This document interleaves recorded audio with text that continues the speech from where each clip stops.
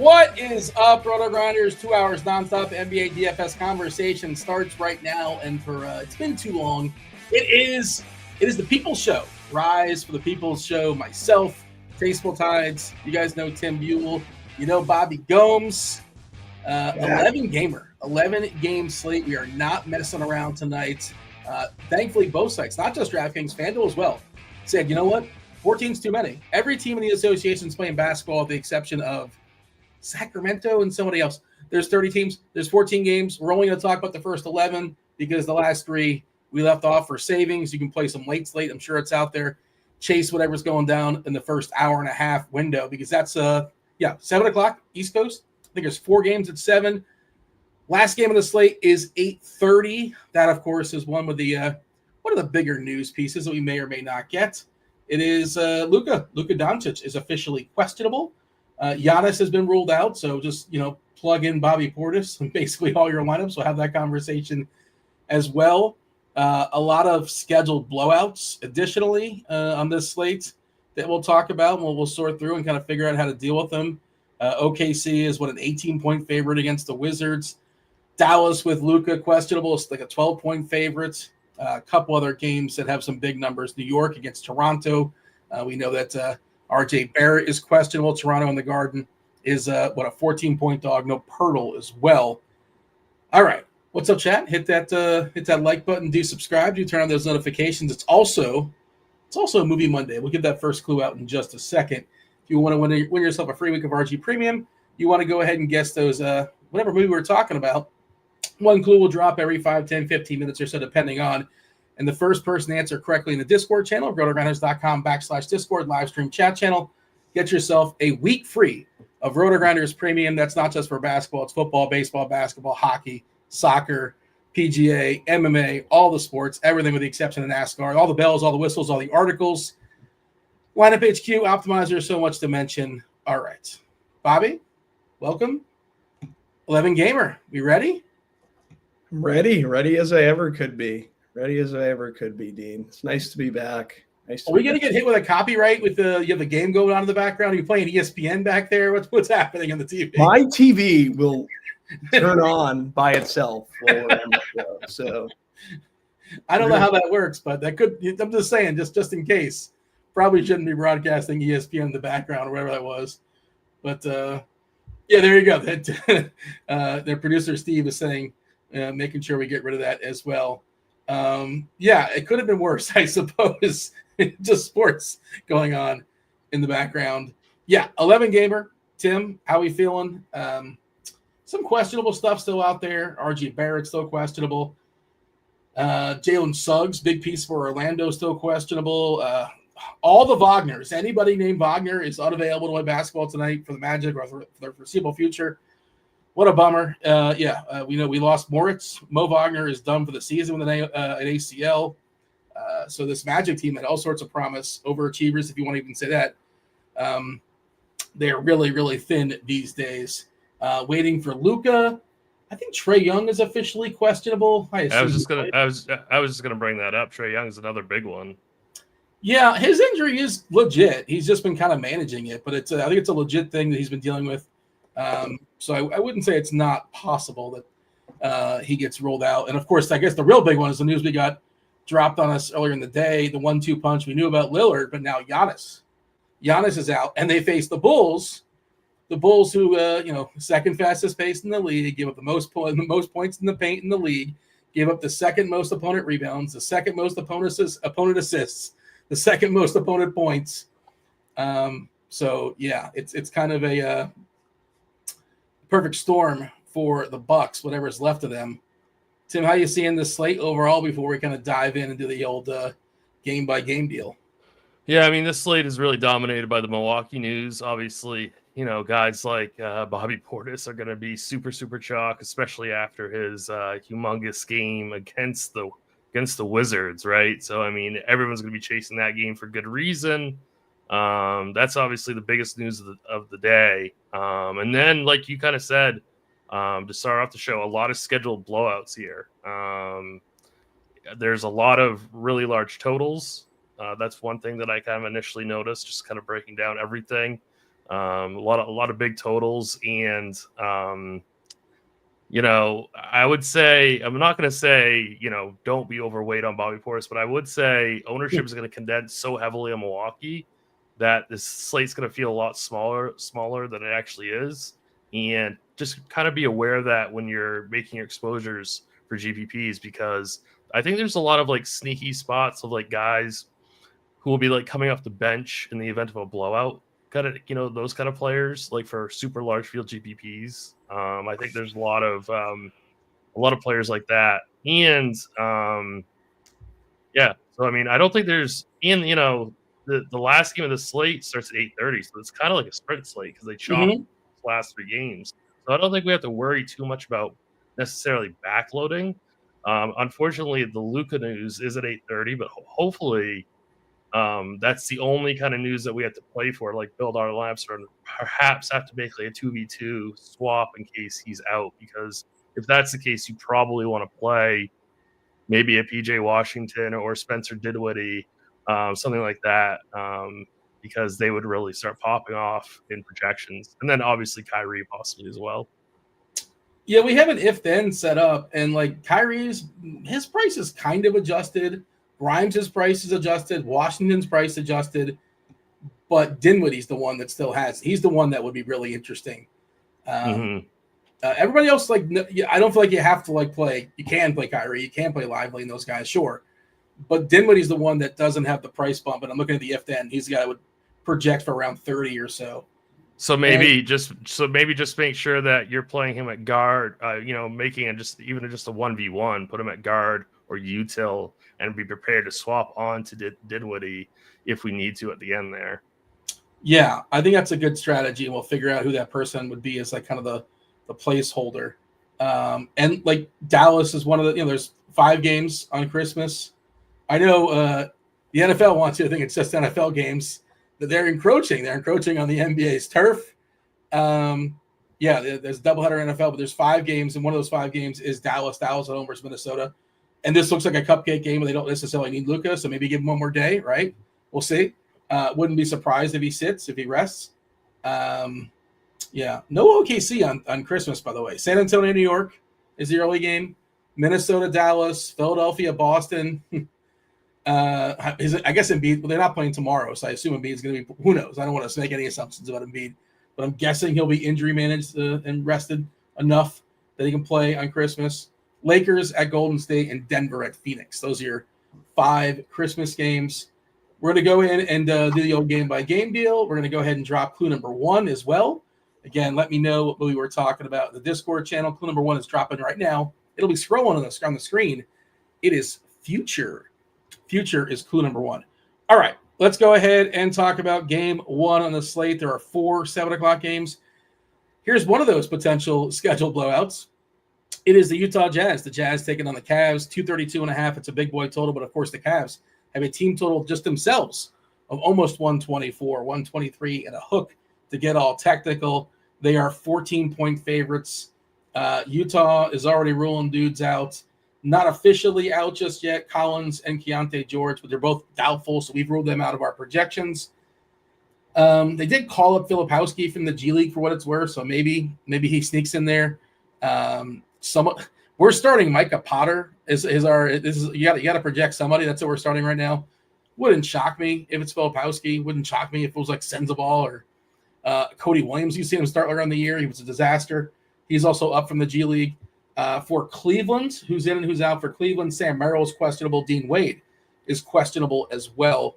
Also, we have Svi Mikhailiuk projected to start for Utah. But they do have enough bodies, right? They have enough guys, despite the fact 2 are not out but doubtful. Tim, this is one of those games, right, where Cleveland looks really, really good against Utah. But how long does Utah stick around? We've seen Cleveland like kind of sort of rest guys a little bit here and there in blowouts. They sort of know it's going to be a blowout. They do like a little bit of a rope-a-dope. 11 games. Your thoughts as far as the Cavs and the Jazz? Yeah, so I didn't think that I'd be really liking the Jazz at all. But then I ran Sibs before the show, and I'm getting to a lot of Lauri Markkanen, which I thought was kind of interesting. The only problem is, are they going to be able to stay in this game long enough for him to play his, projected minutes? I think that's the big thing. So I'm a little bit worried about Lauri Markkanen. I think if I get to any exposure, it's going to be Svi or possibly Sensible, right? I think those two would be like the guys Sensible off the bench would be one of the guys that I would play. And then I don't know. I mean, the Sims really do like Lauri Markkanen, but I just don't think I can pay $6,700 for him in this spot. This is a really tough matchup. The Cavs should take care of this one pretty easily. I think it's just perhaps Sensabaugh or Svi for me, like in the pay down range. Yeah, I mean, I have a hard time. You don't make so many lineups, Tim. We're currently projecting Potter to score 15 points. There's some hedge stuff here too as well. Sensabaugh, we're giving him 16 minutes and 12 points for what it's worth. So he probably mops if that matters. That's what I was thinking. Taking a chance on him mopping. That's. I don't think he's a good play really in a vacuum. Just if this game blows out, and Markkanen's actually getting a decent amount of ownership on both sites, really around 20% on DK. So I mean, I guess he's more of a neutral play in Sims. I just can't imagine spending that much for him in this spot. Yeah, I guess kind of wait and see as far as their starting lineup. And again, we're projecting Svi to start as well as Micah Potter. Of course, Markkanen, Sexton, and Kessler. I presume they will start as well. Jump in here, Bobby. The other thing, by the way, is I don't know if I want to tie, like a 3K dart at a 7 o'clock player. Sensabaugh's not a good fantasy point minute guy as well. But I hear you. There's a chance he can get there if this game gets ugly. Bobby, how you feeling about the Cavs and the Jazz? I'm fine being slightly above the field on Markkanen. Not playing 150 tonight, but if I was, I'd consider Walker Kessler and Colin Sexton. They're both hitting our Sims. But, yeah, you have to watch out for blowout risk. I think I prefer Filipowski to Potter and Svi if I had to make like a decision between one of the three. Just want to see if he ends up getting where we have his projection when closer to lock.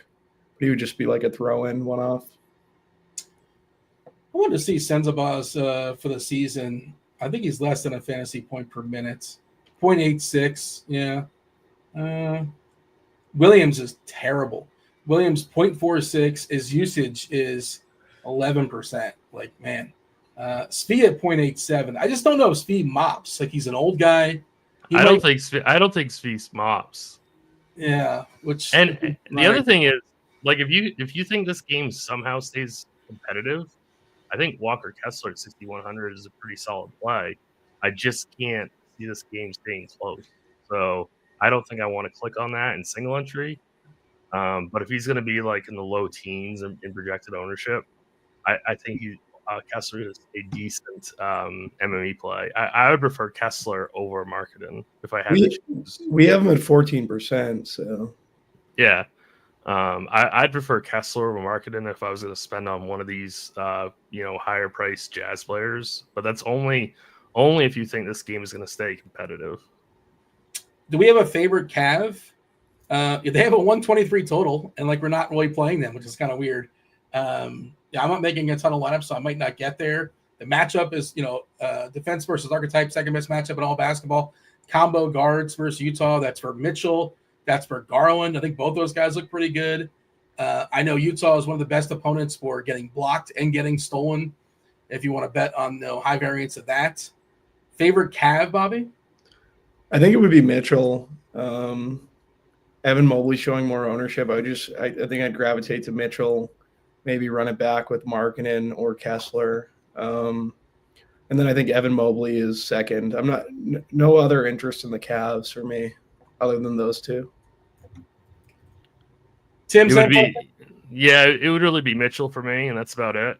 He's showing up right now with a 9% opto rate at 6% owned, so that's really, really solid in Sims. So I think Mitchell would be it for me. You can obviously take shots on Garland also, but I strongly prefer Mitchell in this spot.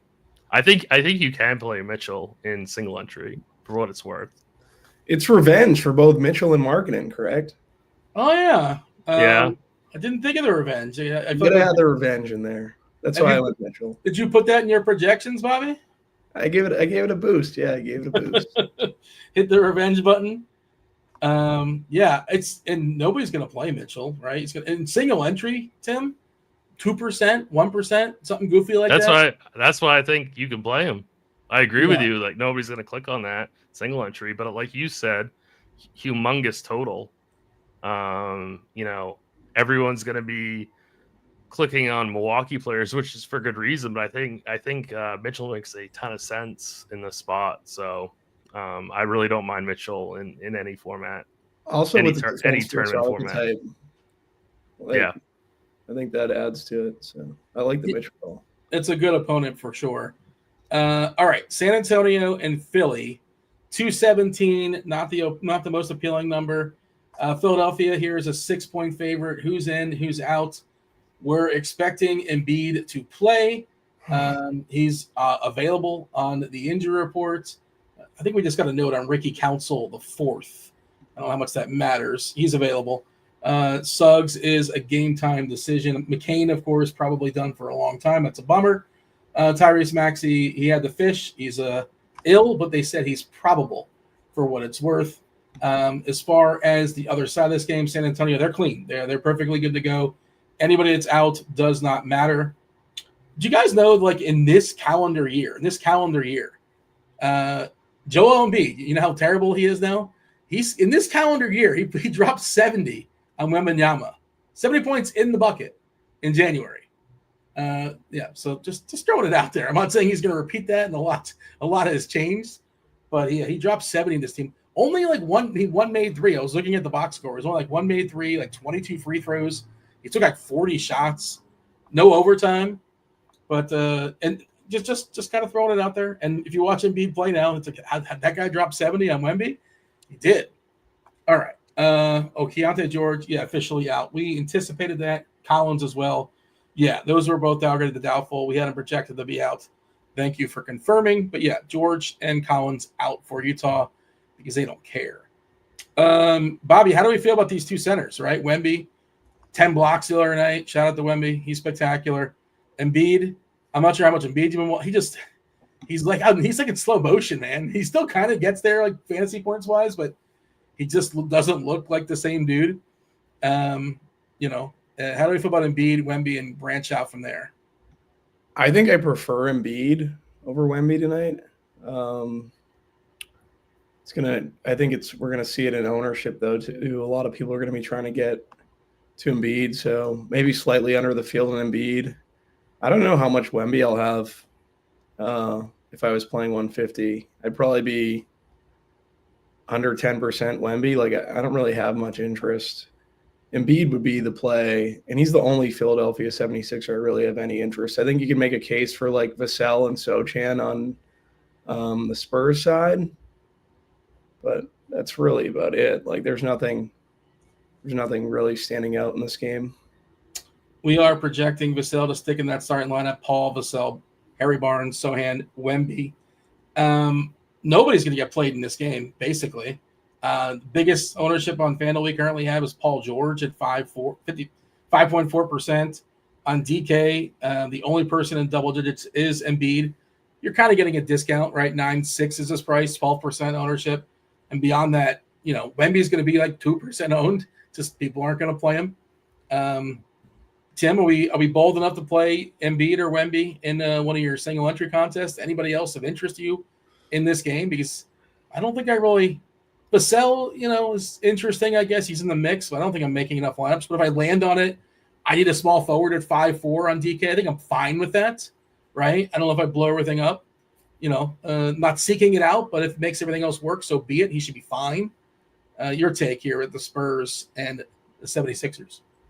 Yeah, I really don't have a lot of interest in this game on either site. It's simming out very poorly on both sides. I agree with Bobby. I would choose Embiid over Wemby. I certainly wouldn't blame people if they wanted to play one of those two just because their ceilings are so high.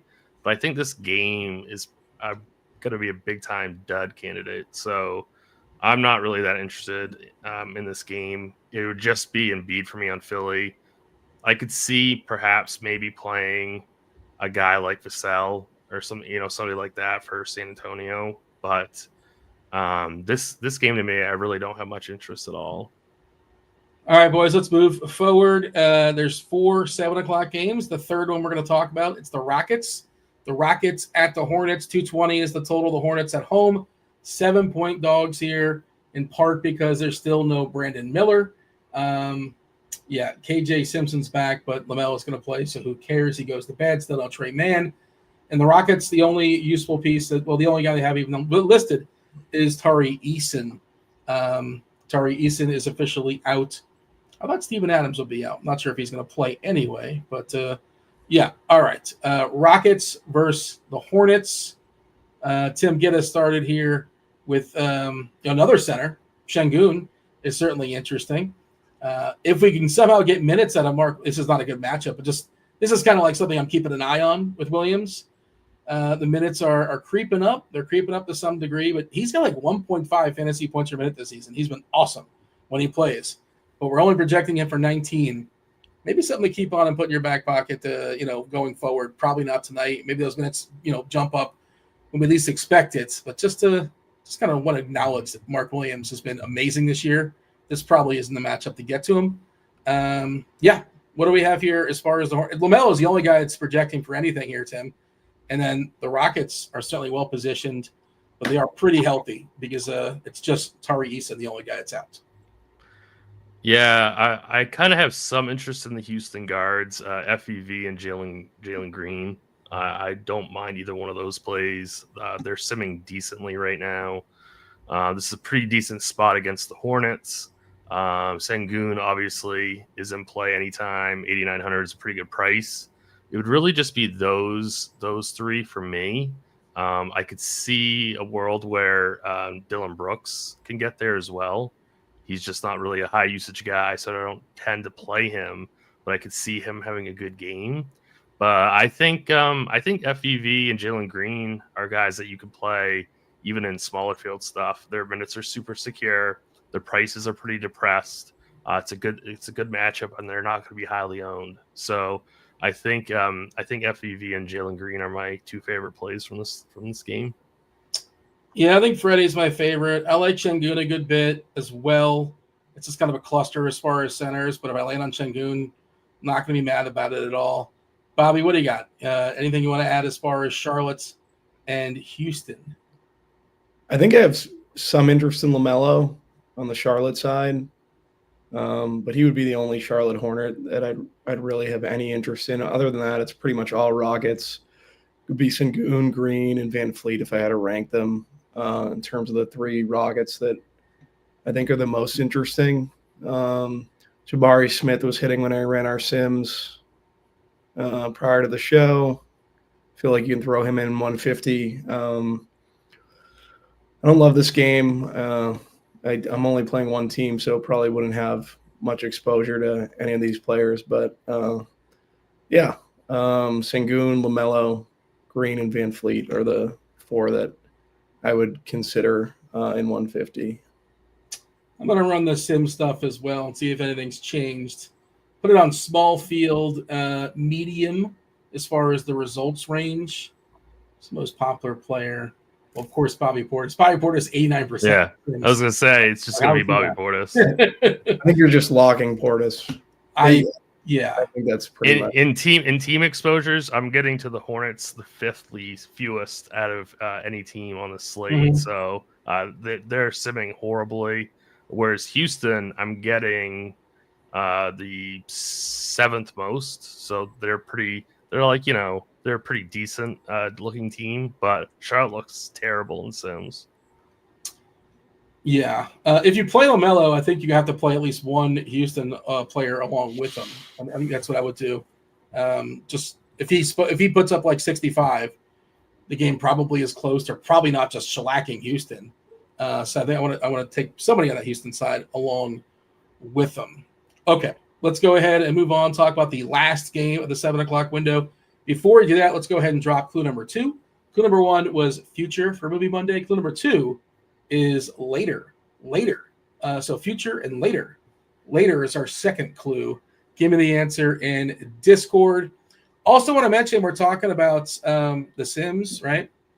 You can get access to that, right, with Combo Lite. If you're not aware, we talk about RG Premium. Combo Lite is just, it's not everything, but it's enough to make things work. This holiday season, there's NBA, there's NFL coming up.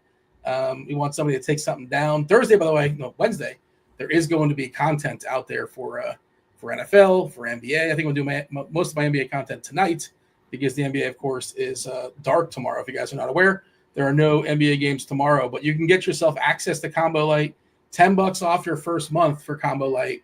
SimLabs, the lineup building tool, as well as content from some of your favorites. DFS analysts. It's $19 and change, $19.99 for your first month. Doing NBA and NFL shows tomorrow for Christmas Day. Okay, so there will be shows out there for Christmas Day. All right. Is Tim? I think you're on the football show tonight, correct? Are you on the? Yeah, and I'll be on a couple shows tomorrow as well. Look at you. Jimmy Butler's out. Yeah. Are they saying he's ill, or are they saying it's an ankle? Was he traded? Well, what's happened to him? I know he had the fish, Dean. Yeah. He's still ill. Okay. Maybe he had the fish. They gave Bilal Coulibaly a groin as well. He's doubtful too. Okay. As if that game wasn't going to be a blowout enough. No Coulibaly for Washington. Interesting. Who would jump? Would Carrington get the guy that jumps in? I'm not sure if he gets enough, but is that the guy who would jump in and grab those minutes? Maybe George? It might be a mixed bag. Do they ever start Kispert? I feel like they don't. Not very often. Right. This season, after they paid him in the offseason. I was just thinking that. Did they paid him, right? Yeah, I thought they did. Yeah. Good investment. Yeah, all right. So Jimmy Butler's out. That's interesting. We'll have to adjust what a gross game that is. That is a 7:30 we'll get to in a second. Oh, I should also mention Splash. If you've not signed up yet for Splash Sports, there's still time to do so. We have a nice sweet promo code for you. It's Roto10. Roto10 is the Splash promo code. And if let's see. Do they still have the college football contest? No. The college football contest, I believe, locked on Friday. But, when you play $100 in quick picks, you'll get another $50 from Splash. And since I'm here, let's go ahead and knock this out. Access to some of the most advanced NBA data in the market. Well, that's shot quality. You can get shot quality projections. Get them right on your lineup HQ. You can get 1 month for $40 or the entire year for $200. You just want a test run. You haven't used shot quality before. Understandable. Get yourself 3 days. 3-day pass to shot quality is less than $10. $9.99 to be precise. Bobby's Celtics are in Orlando. 215 is the total. That's the last of the 7 o'clock games. The Celtics are 10-point favorites. We mentioned the Magic. They are just ravaged with injuries. No Banchero, obviously. No Wagner. Any Wagner. All the Wagners are gone. Gary Harris is also out. Jalen Suggs, like the guy that would keep him in this game, is officially questionable. If he gets rolled out, man, what a big old mess that's going to be. I guess Cole Anthony season? Not sure. But we probably have an if-then. Goga Batadze is going to have to play a bunch of minutes here because they're running thin as far as bigs. Wendell Carter probably gets a pretty good run as well. Let me see our if-then. We have an if-then for if Suggs doesn't go. Yeah, Cole Anthony would be the guy that would spike up. And when has Cole Anthony chalk ever failed? Oh, all the time. That happened a lot. But we would project him for about 33, 32 DK FanDuel points, and the price is cheap enough where he would look good. As far as the Celtics, I believe it's Sam Hauser, right? Yeah, Sam Hauser is questionable. He's Everybody available. else. Oh, he's in? Okay, so they're fully healthy. And and Suggs is in too. Oh, okay. We just got that? Did I miss it? Yeah, we just got the Suggs. Okay. Good timing. Good job there with the injury reports. Bobby, the Celtics are fully healthy, and they're facing an Orlando team. I know they're kind of depleted, so they're not, as defensively strong as they once are. Game probably not a shootout. It's going to be probably a slog if Boston has anything to say about it. No, if Orlando has anything to say about it, they're going to want to slow it down. Hard to play the Celtics when they're all healthy and, they have all their pieces. Doesn't mean you can't. I don't think anybody in Boston's projecting well, unless I missed something. How are you handling this game? Yeah, no Celtics for me. They're the third worst in terms of team exposure in our sims, so not really interested in Boston. For the Magic, it's Suggs and Batazi. Those two I'd have the most interest in. Maybe some Wendell Carter and larger field stuff, but not really getting to this game a ton outside of Suggs. And I guess you can make a case for Batazi because he's going to see the minutes. They're thin up front. I just don't really love. I'd much prefer getting to Suggs than Batazi in this spot. We got Goga projected for 29, Carter projected for 28. How many minutes for Isaac? Just 17 for Isaac. He can only play so much, I guess. De Silva 28, but he's just a terrible fantasy point minute player. Yeah, Tim, how do we feel about Boston and Orlando? This is not. It's weird because Suggs is they're going to tell us to play Suggs. Like the projections are going to tell us you should play Suggs. Just play him a la carte, and that's that. He looks pretty over-owned to me, and Sims is agreeing with me. Super high negative leverage score in Sims. I don't want to play. I really don't want to play a chalky Jalen Suggs in this spot. So if I'm wrong, I'm wrong. But I think he's going to be somewhat popular, and I don't really like that in this matchup. I'd rather play one of the bigs for Orlando if I were to play somebody from Orlando, which I'm probably not going to be. And then as far as Boston goes, a fully healthy Boston squad going up against Orlando is not somebody that I'm looking for in DFS. So I really don't have any interest, even in larger field stuff. I don't really have any interest in Boston at all. So Jalen Suggs, I fired up the old Court IQ. You kick off the Wagners, you kick off Banchero, 112 minutes. It's not a massive sample.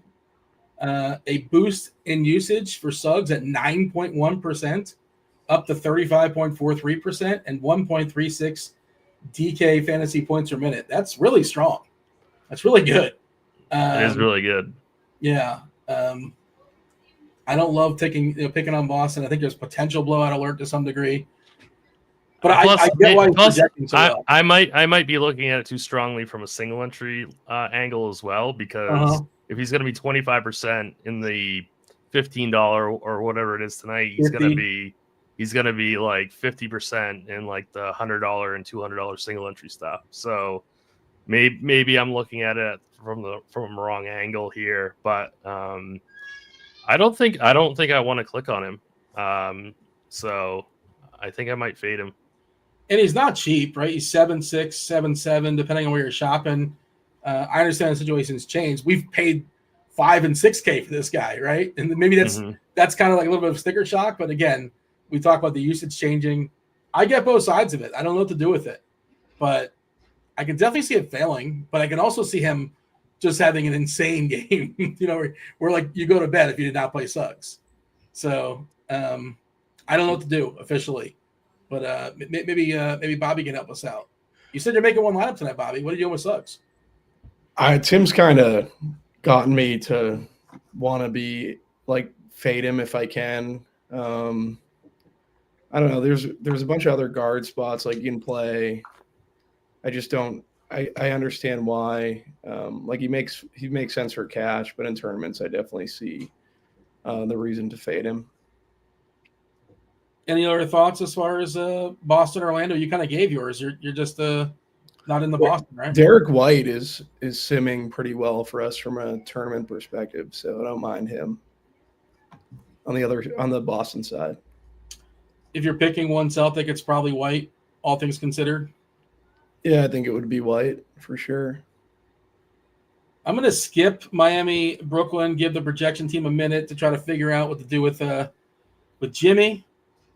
Jimmy is getting kicked out of that lineup. We're projecting Drew Smith, Hero, Robinson, Jovic, and Bam. We'll talk about that in a second, but let's talk about Minnesota and Atlanta. We don't know about Trae Young. Let's assume he's in. That's a 7:30 game against all these games going forward, either 7:30 or beyond. Atlanta is a 4-point dog here at home versus the T-Wolves. Trae Young, for the purpose of the conversation, we'll assume he is in.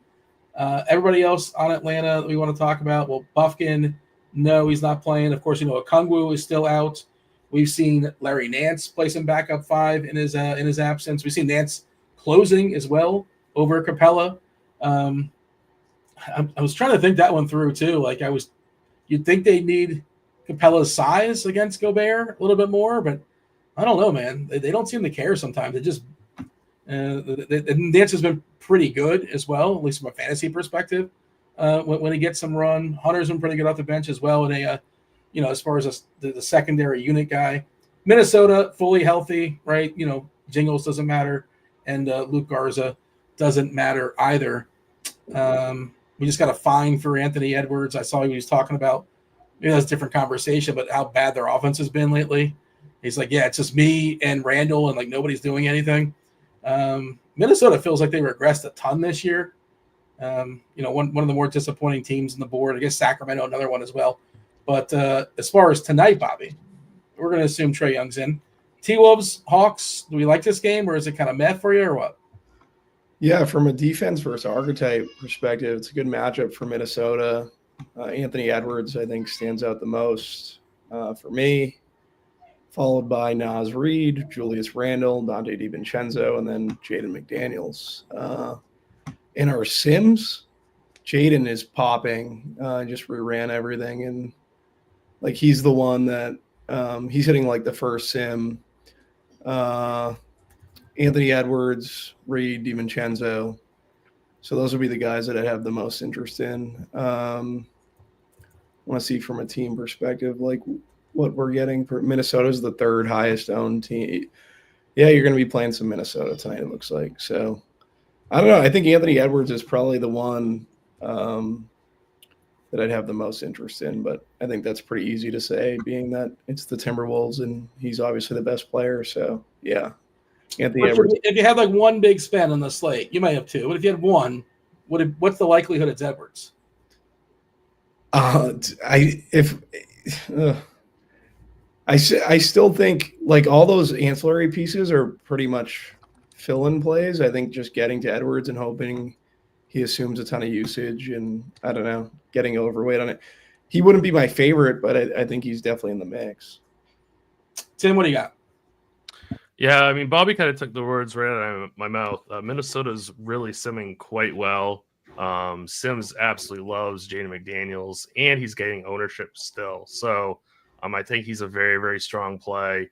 I love Anthony Edwards and GPPs, only projecting for around 10% ownership. This is such a good spot for Minnesota.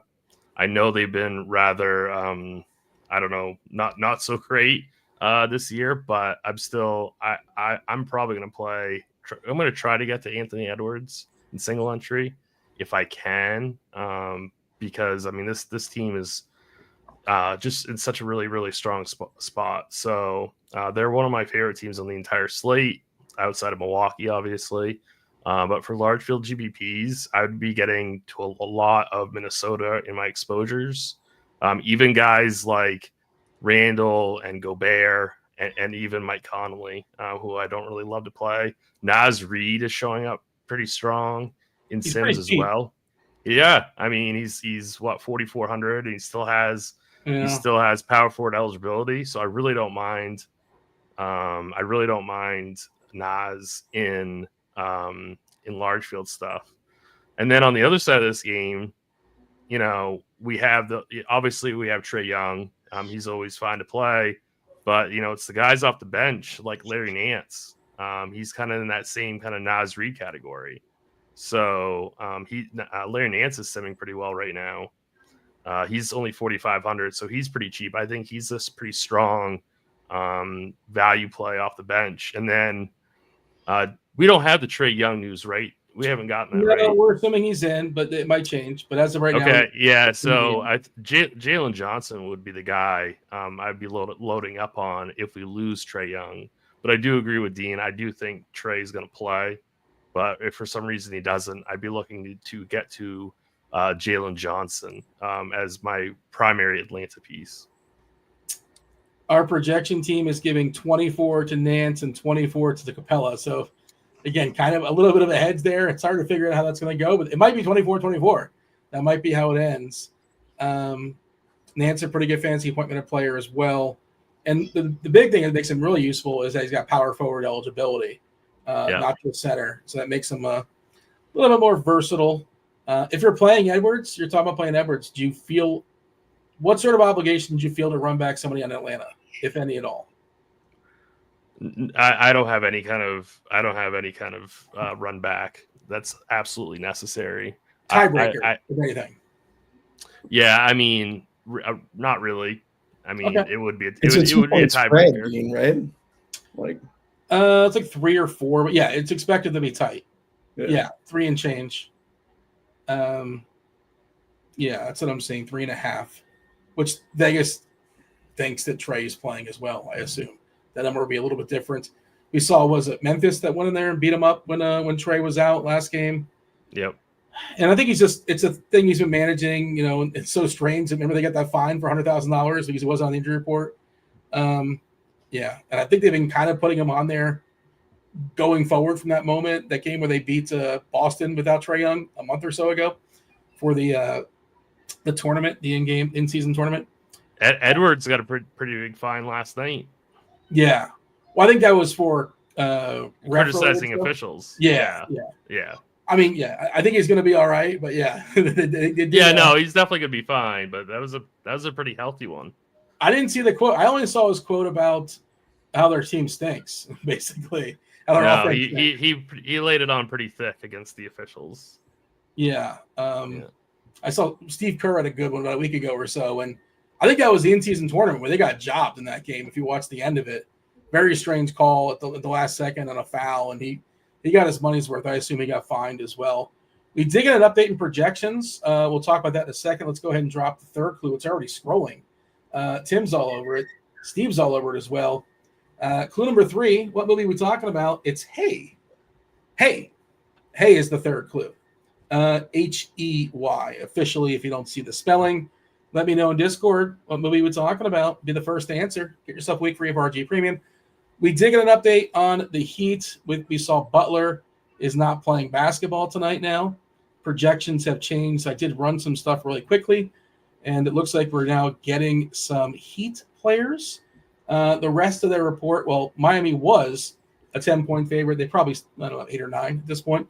212 is the total. Not a very appealing number against a Brooklyn team. It's just not very appealing. Both these teams, we can say both these teams probably not very appealing.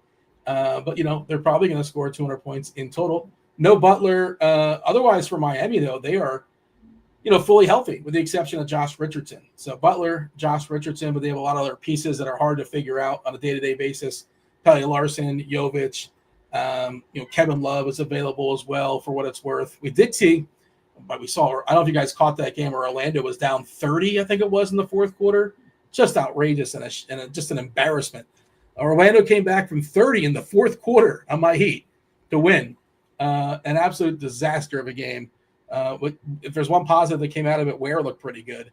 The center, their top pick this season. For Brooklyn, DFS is out. He's got a contusion in his calf. No Cam Thomas, no Watford, no Zaire Williams. Zaire Williams is also out.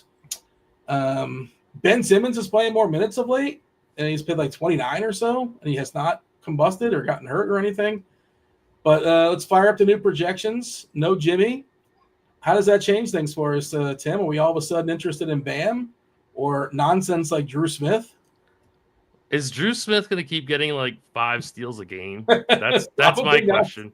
Because I keep fading him and he just crushes me every time with his incredibly low usage and high steal rate. So it just kills me. So 4 against Orlando and 6 against Detroit in his last 2 of his last 3 games. If you give him 5 steals tonight, fire him up. Definitely. But he's going to crash hard one of these nights. I'm pretty sure of it. So I know our projections like him. Our projections also like Tyler Hero quite a bit now as well. Hero's going to be popping in some stuff. I would strongly prefer getting to Hero. Maybe, I think really, I don't know. I'm getting to 15% of Drew Smith now. but I'm getting to a ton of Tyler Hero and optimals now. So I think it's Hero for me. I think I'm going to continue fading Drew Smith and just see where that gets me. But if you really, really, really need a value guard, which I don't think you do tonight, there's plenty of value guards. So Milwaukee, we'll talk about it in a second. Right. I mean, it's like, I'm not playing Drew Smith over Ryan Rollins. So I don't know. I think I'm going to pass on Drew Smith. Drew Smith, 0.84 fantasy points per minute in the season, a 13% usage. Like you said, he's been getting there with steals in parts. People keep winning GPPs with him, and I'm just like stunned because his usage is so low, and he just keeps stealing the ball from everyone. So that's got to regress at some point, I'm assuming. Yeah, I mean, it's not like he's getting an exorbitant amount of rebounds or assists. Right. Yeah. I mean, he's like Gary Payton out there. The mitten you're talking about. Yeah. Now, I guess the glove too, I suppose, for the older folk. Don Easy says, as long as he wins you money, that's all that matters. Yep. I mean, that's fine. I don't blame you. You got to win the right way, though, Tim. No, you don't. No, you don't. No.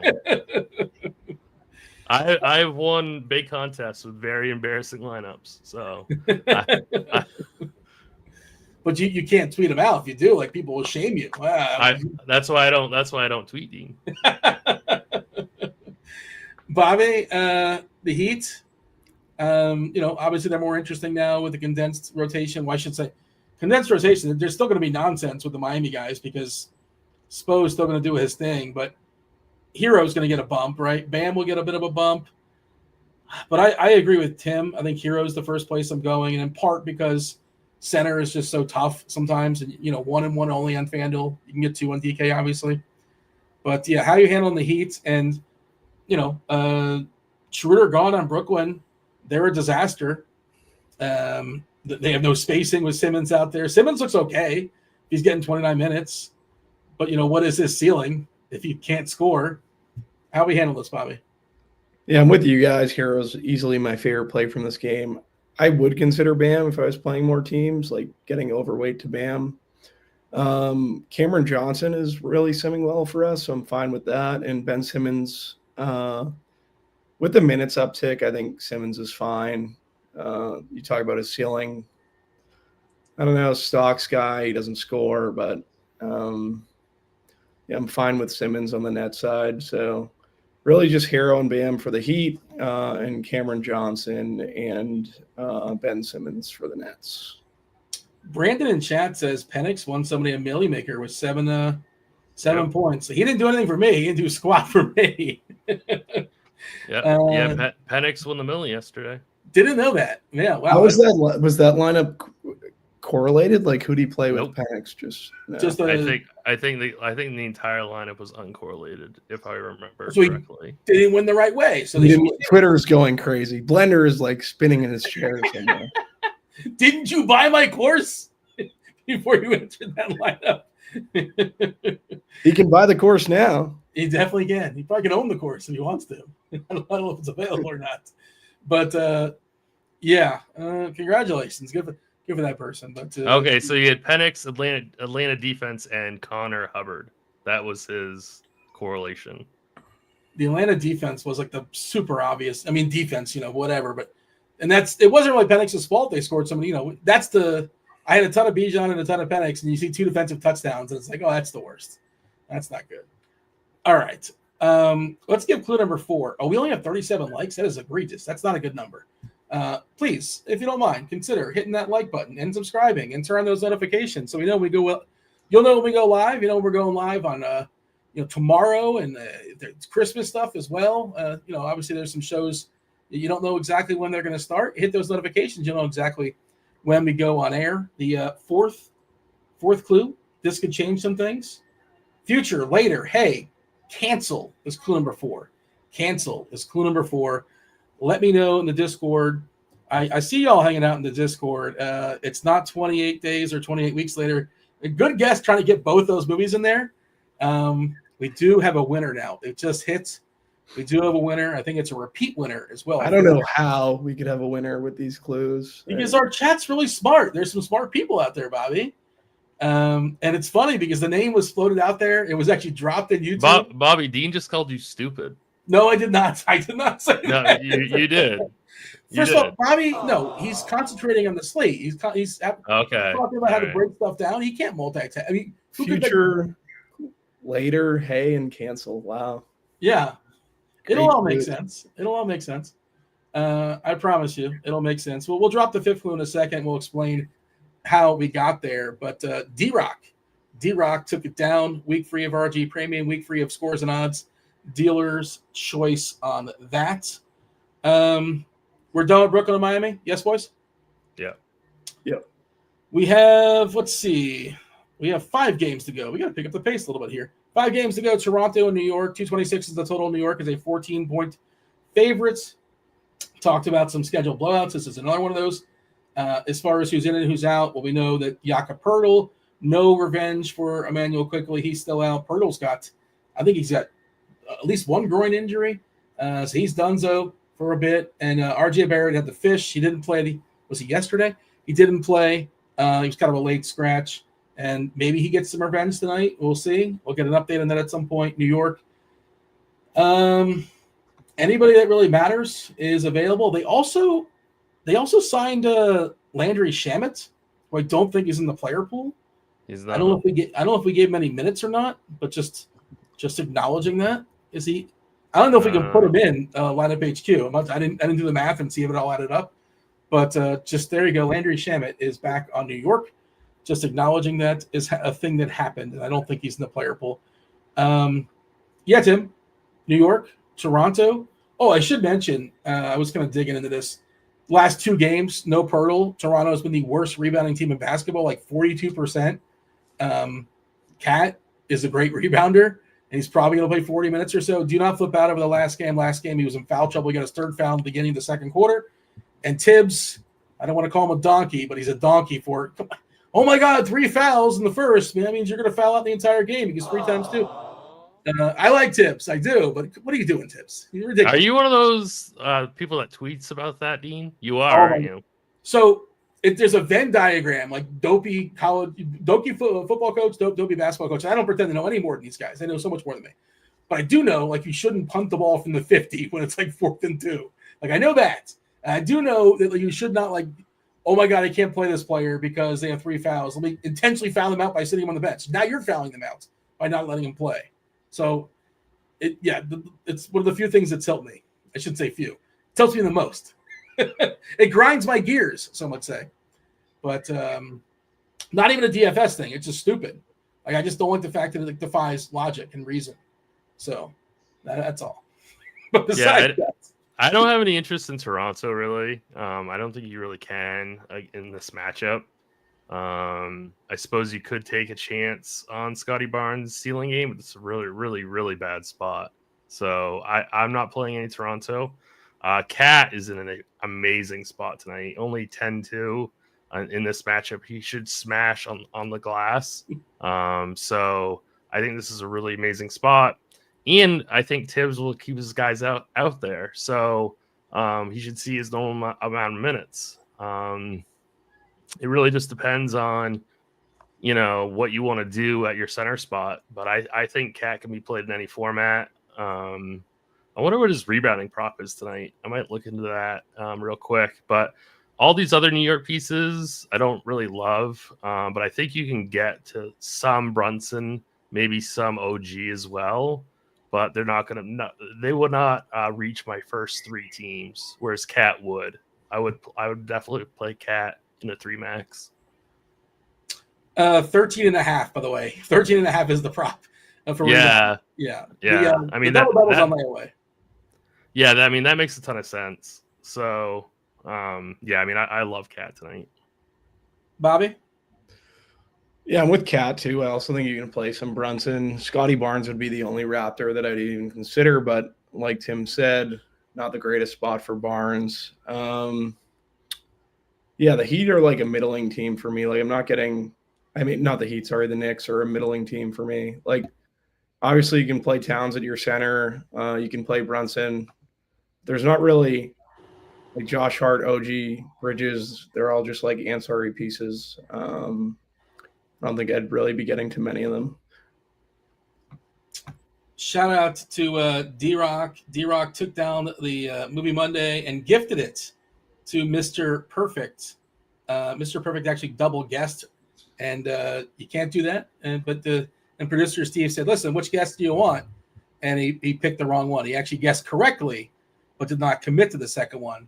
The correct one, you only can pick two. But there you go. Shout out to D-Rock, good guy, getting a week free of RG Premium for Mr. Perfect. The last clue, just for fun, we'll explain it in a second. The last clue, maybe this helps you out, Bobby.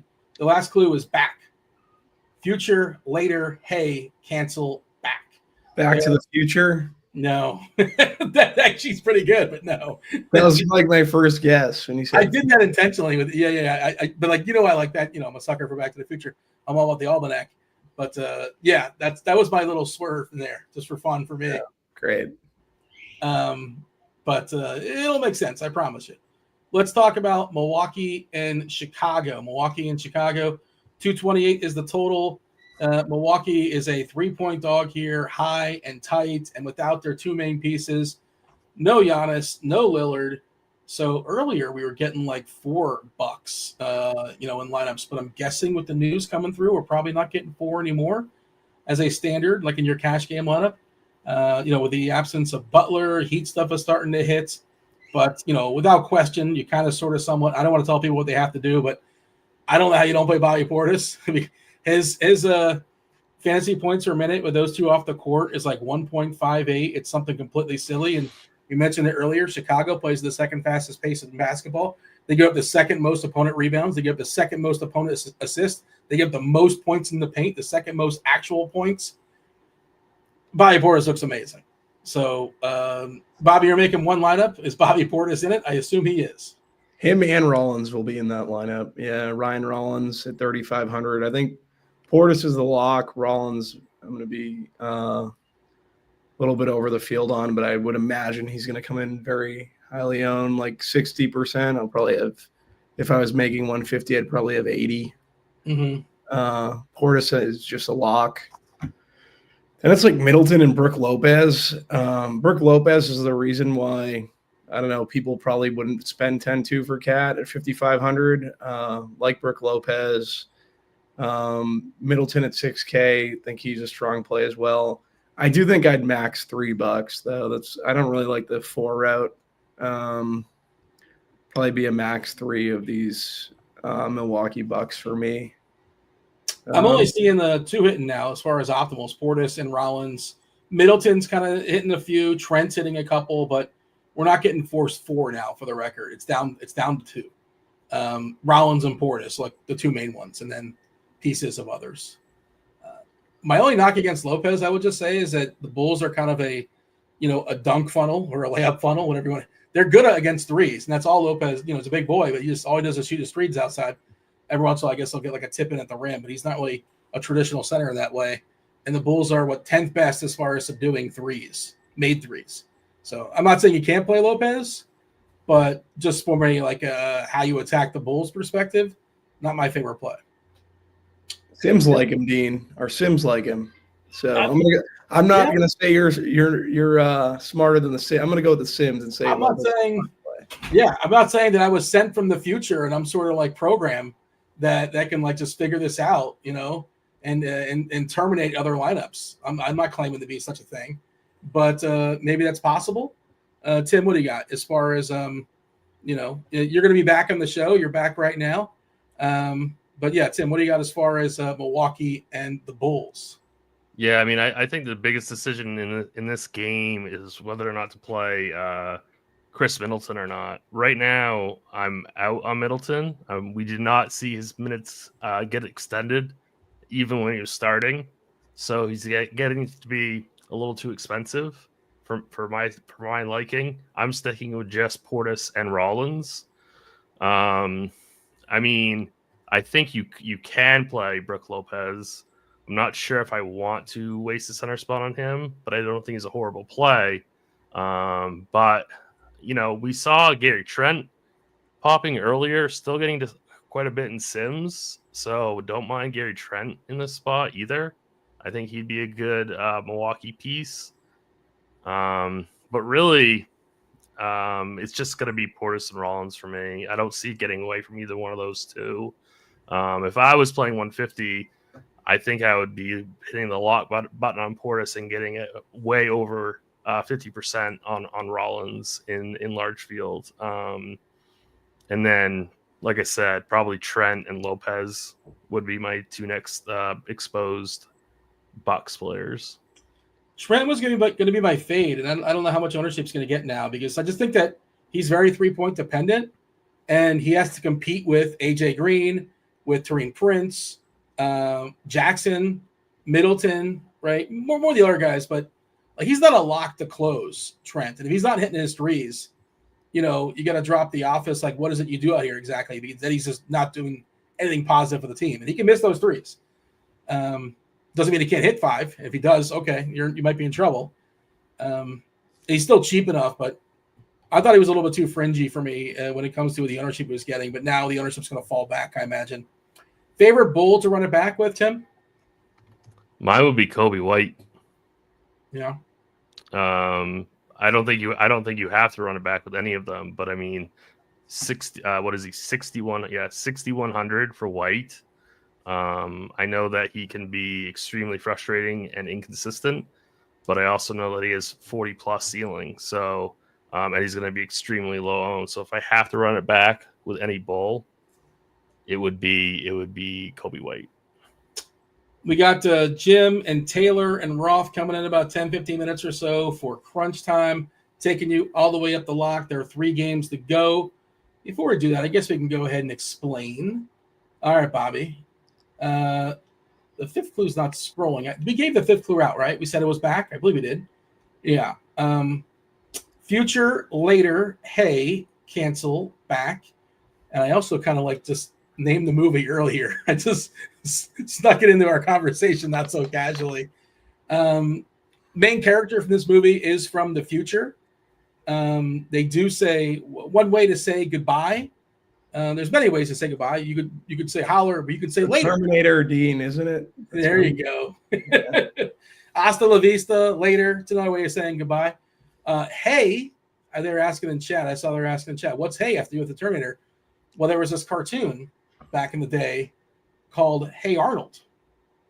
And who's the star of this movie, The Terminator? Well, it is Arnold. Cancel. That's ridiculous. That's such a bad clue. It's such a bad clue. It's so terrible that somebody actually guessed the movie on that clue. Cancel is just another way of saying terminate. Cancel, terminate. They're synonyms, right? Terminator and back. I mean, there's a lot of famous phrases, famous lines. Stay with me if you want to live. But I'll be back. Right there. I'll be back. We're just giving it to you. Imagine if you had to like drive across country with Dean. Or just like you'd have a great time. Oh my God, I'd have a miserable time. Oh my, I'm a spectacular passenger. And I'll drive too, if you're sleepy. Rather not. I've done it before. I've driven cross country a couple times.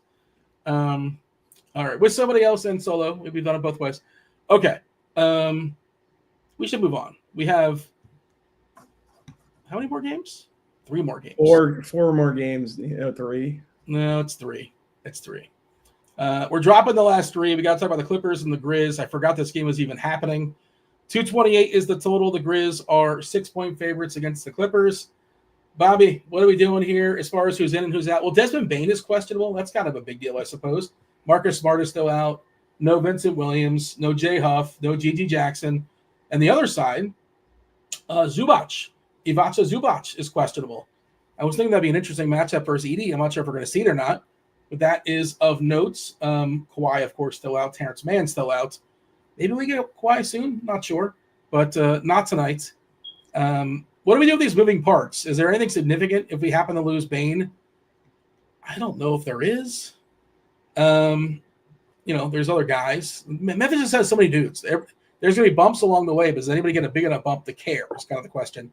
The Luke Kennard revenge game, is that going to be unleashed? No idea. How are we handling Memphis and the Clippers, Bobby?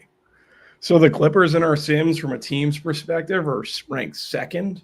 So I think that we're going to definitely have interest in some of these Clippers. Norman Powell hitting our first optimal, like him a good bit. James Harden is one that's I've been looking at pretty much all day. Like being over on Harden if I was playing 150. Chris Dunn, I think you'd throw in the mix as well. Yeah, there's obviously Zubac is with the Q tag. If Zubac's out, who would get that bump there? Mo Bamba. How much can he play though is the question, right? Well, look at the FDN. We're getting him 26 minutes. Woo! Really? Okay. Yeah. I didn't know we could play that many. Yeah, and 26 DK points. Okay. So it would be Mo Bamba. Has he played 26 all season that I missed? I feel like he hasn't, but I could be wrong. So most minutes he's played this season. Also, we have not seen Zubac out very much. The most he's played all year is 17. Just saying. But like he would play 22 probably, and maybe who am I to say? The projection team's on top of it. That just seems like a pretty big number, but seems like you're on top of it, Dean. You have the 22 right out there. So I'm thinking like worst case scenario, 22. Yeah, I don't know. Memphis could also play Triple J, at the backup 5. Clark's could play some 5. It depends how much Edie plays, I guess. If anything, maybe he just matches up with Edie, mid-20s. Could be. Yeah, what I would say, the Sims seem to be indicating that, like with Zubac hitting the first optimal, that the swap would be to get Bamba in there, right? So, I don't know. For me, I'm fine with being over Zubac. Anticipate what's the probability would you give that he's going to sit? Midday downgrade, just kind of came out of nowhere, which is never really good. Never good. Yeah. Maybe they're just being overcautious. I'm not sure, but Zubac tends to play is the thing. Like he tends to play through things. So, but I'm not going to pretend like I know if he's going to play or not. I would guess he's playing, but I don't know. I don't know. For me, it's Powell, Harden, Zubac on the Clippers side. On the Memphis Grizzlies side, there really isn't much. You could always play Morant. If Bane were to sit, it'd be a boost to him. But yeah, not much on the Clippers. Ooh, Dylan Brooks ruled out. Oh. Memphis side, sorry. Amen? Yeah, so we had somebody in chat that wanted to play Amen, and I said no. Now it's a completely different story. Yes. Yeah. So, so Thompson looks really, really good now. Don't you think Brooks would be guarding LaMelo too? Probably. Yeah, so I mean, this probably helps LaMelo quite a bit as well. Well, I don't know because Thompson's a really good defender. What if they throw Thompson on him? That's true too. Yeah, and that can kind of boost his potential to get fouls. But Amen's so versatile; he can play basically 1 through 5. Right. Curious how projections change that. I was gonna say, I wonder what they're gonna give Thompson now in projections. I thought you're oohing about Sam Merrill starting, and I'm like, I don't really care. I don't. Yeah, that doesn't matter. That doesn't matter. I saw someone in chat mention that the Cavs lineup here is dropped, and he's probably not terrible, but it's an 11-game slate, and that might even hurt him because he won't mop. He won't mop now. So Ty Jerome maybe would mop in this game. Strus could only play so many minutes as well, right? So he's not. He could be. He's off the bench and he's not mopping. So he's one guy that he wouldn't play more than 22 minutes in a blowout situation. I wouldn't think. Your moppers are like Craig Porter and LeVert probably doesn't mop either. Niang probably mops. Yeah. Tyson. Did you give your thoughts, Tim, as far as Memphis and the Clippers? I apologize. I don't remember. Yeah, I mean, Norman Powell's a very, very strong play today. No question about it. Whether Zubac plays or not doesn't really matter for him. But yeah, Powell's a great play in cash games or single entry. Have no issue with him either way. He's going to be highly owned, but he's going to play huge minutes. I mean, we've seen him put up over 50 fantasy points. So 7K is really not that bad for him. If Zubac plays, I have a little bit of interest in him as well. Sure. I don't think I want to get to Harden, but obviously he's always in play for large field stuff. On the other side of this game, I don't really have that much interest in Memphis. It feels like I should. They have a 117 total. They're playing at home, but I don't know. Like these prices, and the way they run their rotation, I think maybe Ja, but they just don't extend him very often. So I'm a little bit nervous with that ceiling. Maybe I'd play him if Bane sat, but even then, I'm not 100% sure I'd get to him. I'm trying to see if we had anything for an if then for Bane, if anything significant pops up for us.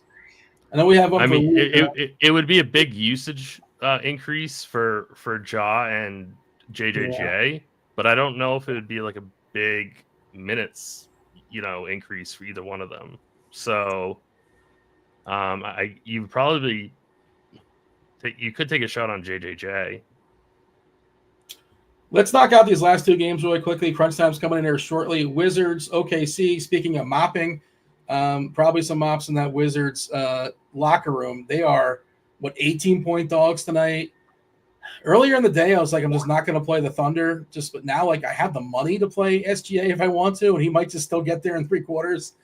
It certainly feels like a blowout on layaway. We are projecting Poole, Brogdon, George, Champene, and Sarr to draw the start there for the Wizards. Of note, I guess, kind of, sort of, somewhat, the other Jalen Williams is back and available for OKC. It seems like a good landing spot for him to grab some minutes for the Thunder.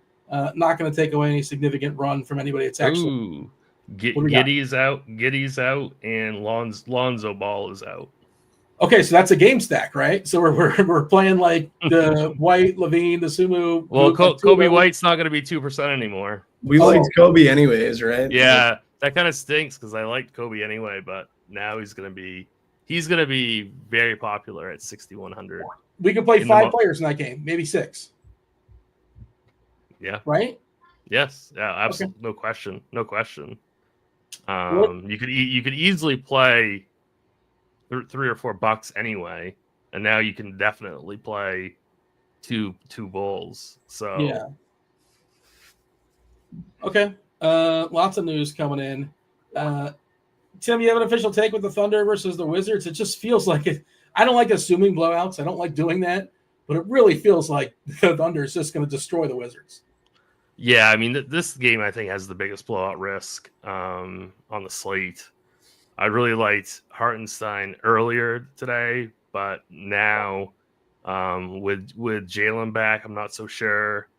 But I mean, man, they should absolutely crush this Washington team. So if you wanted to play Hartenstein or SGA, I wouldn't fault you. I'm probably not going to do that, but I mean, this is just an absolute smash spot. So if you wanted to get to a max 1 of OKC, I wouldn't hate it. My favorites would be Hartenstein, then SGA, and then Williams. Bobby? Yeah, you asked me earlier who I would like over Anthony Edwards, and I was leaning Shea, but the blowout does. I think it is something that you have to definitely consider. So I think I would take Edwards over SGA now, but SGA is probably my second favorite on the slate, I guess. Jalen Williams, I think, is in play. I think I'd be under on Hartenstein for what it's worth.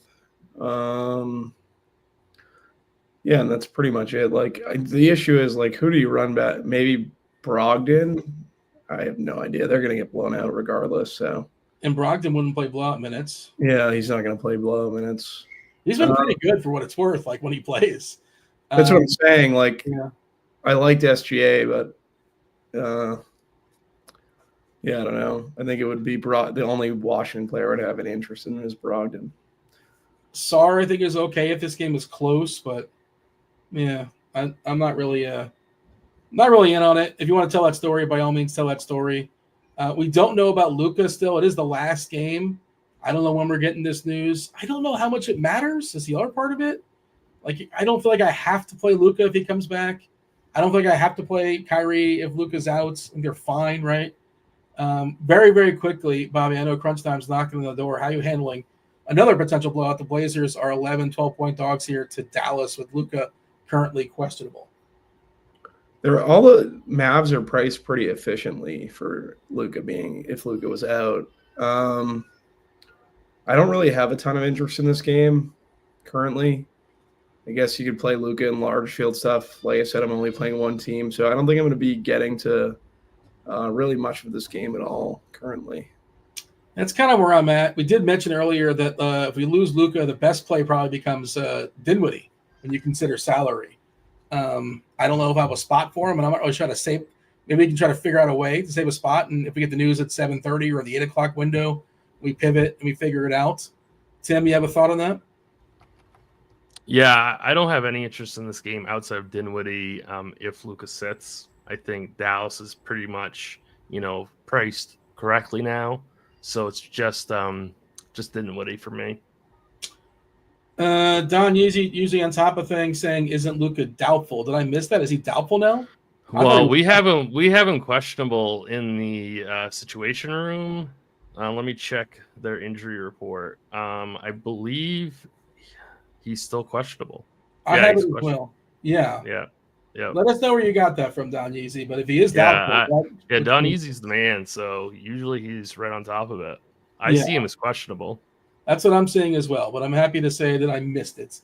You know who might know? Maybe, possibly, Crunch Time. Let's bring on Crunch Time. It's Kevin Roth. It's Jim. It's Taylor. Crunch Time.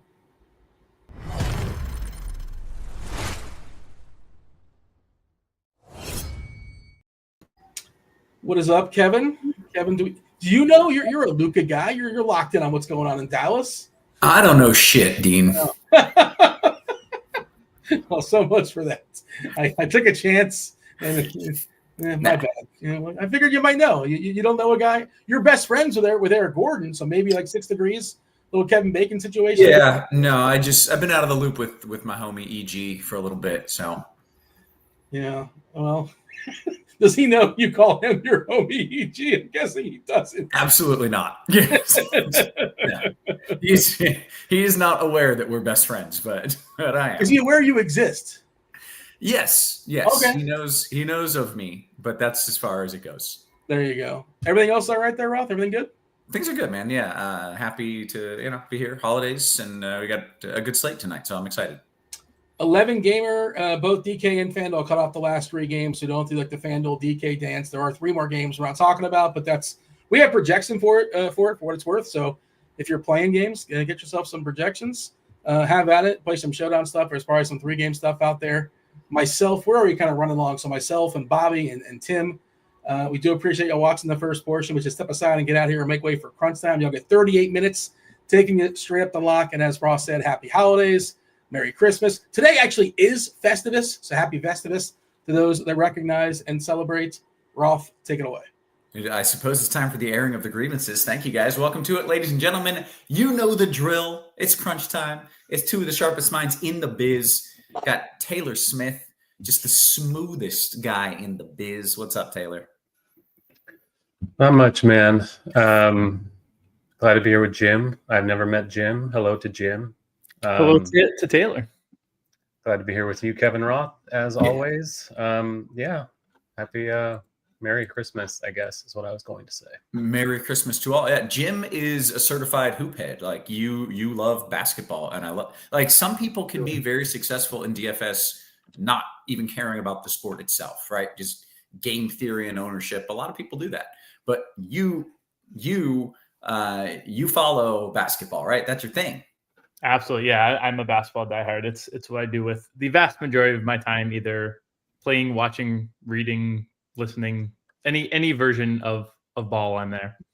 God, I love that. Were you as depressed as I was during the pandemic when there was no basketball? You couldn't really play because like parks were shut down. There was no basketball on TV. What did you even talk to your friends about? Because you can't talk about basketball. Were we in the same boat there of like deep depression with lack of basketball?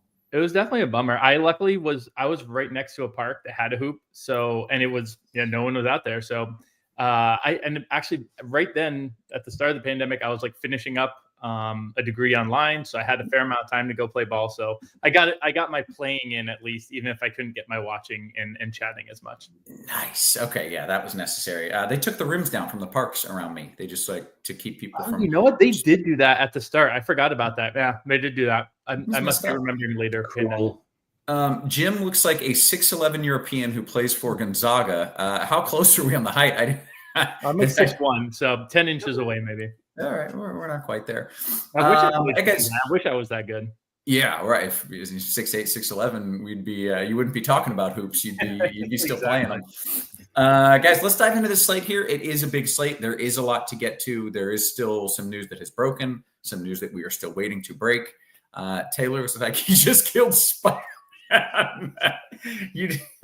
You do kind of look like you just killed Spider-Man in a good way, like a handsome villain kind of way.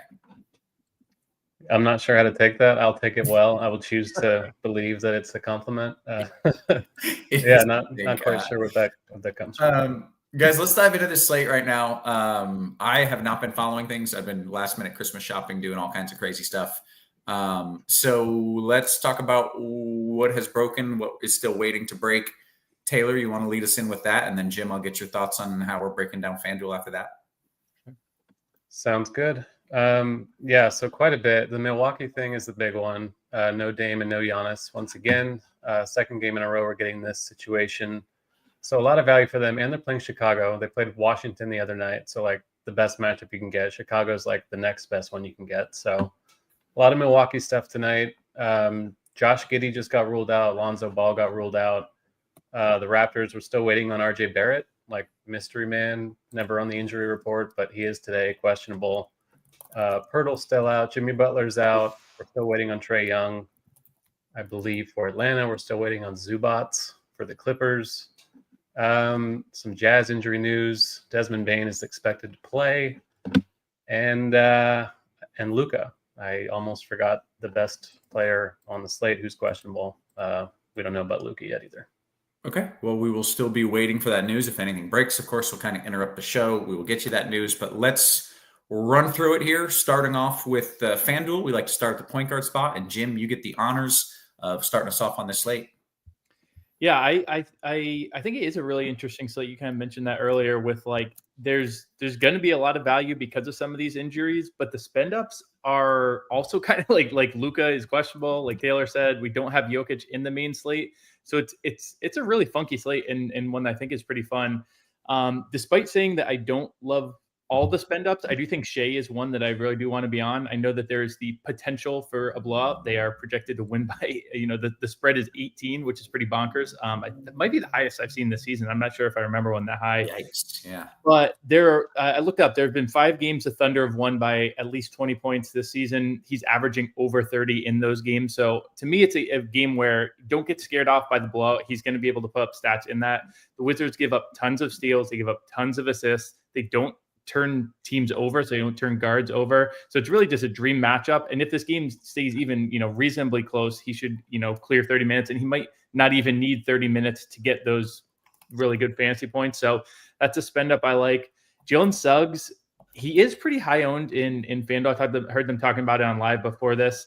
I'm intrigued by him still, though. I know the usage is just going to be so crazy. It's not a great matchup, but with, the Wagner's out, with Paolo out, they have people falling like flies, and high usage guys falling like flies. Mo Wagner was secretly a really big usage guy. Just another bit of usage for Jalen Suggs to soak up. So even though the matchup isn't great, I do like it.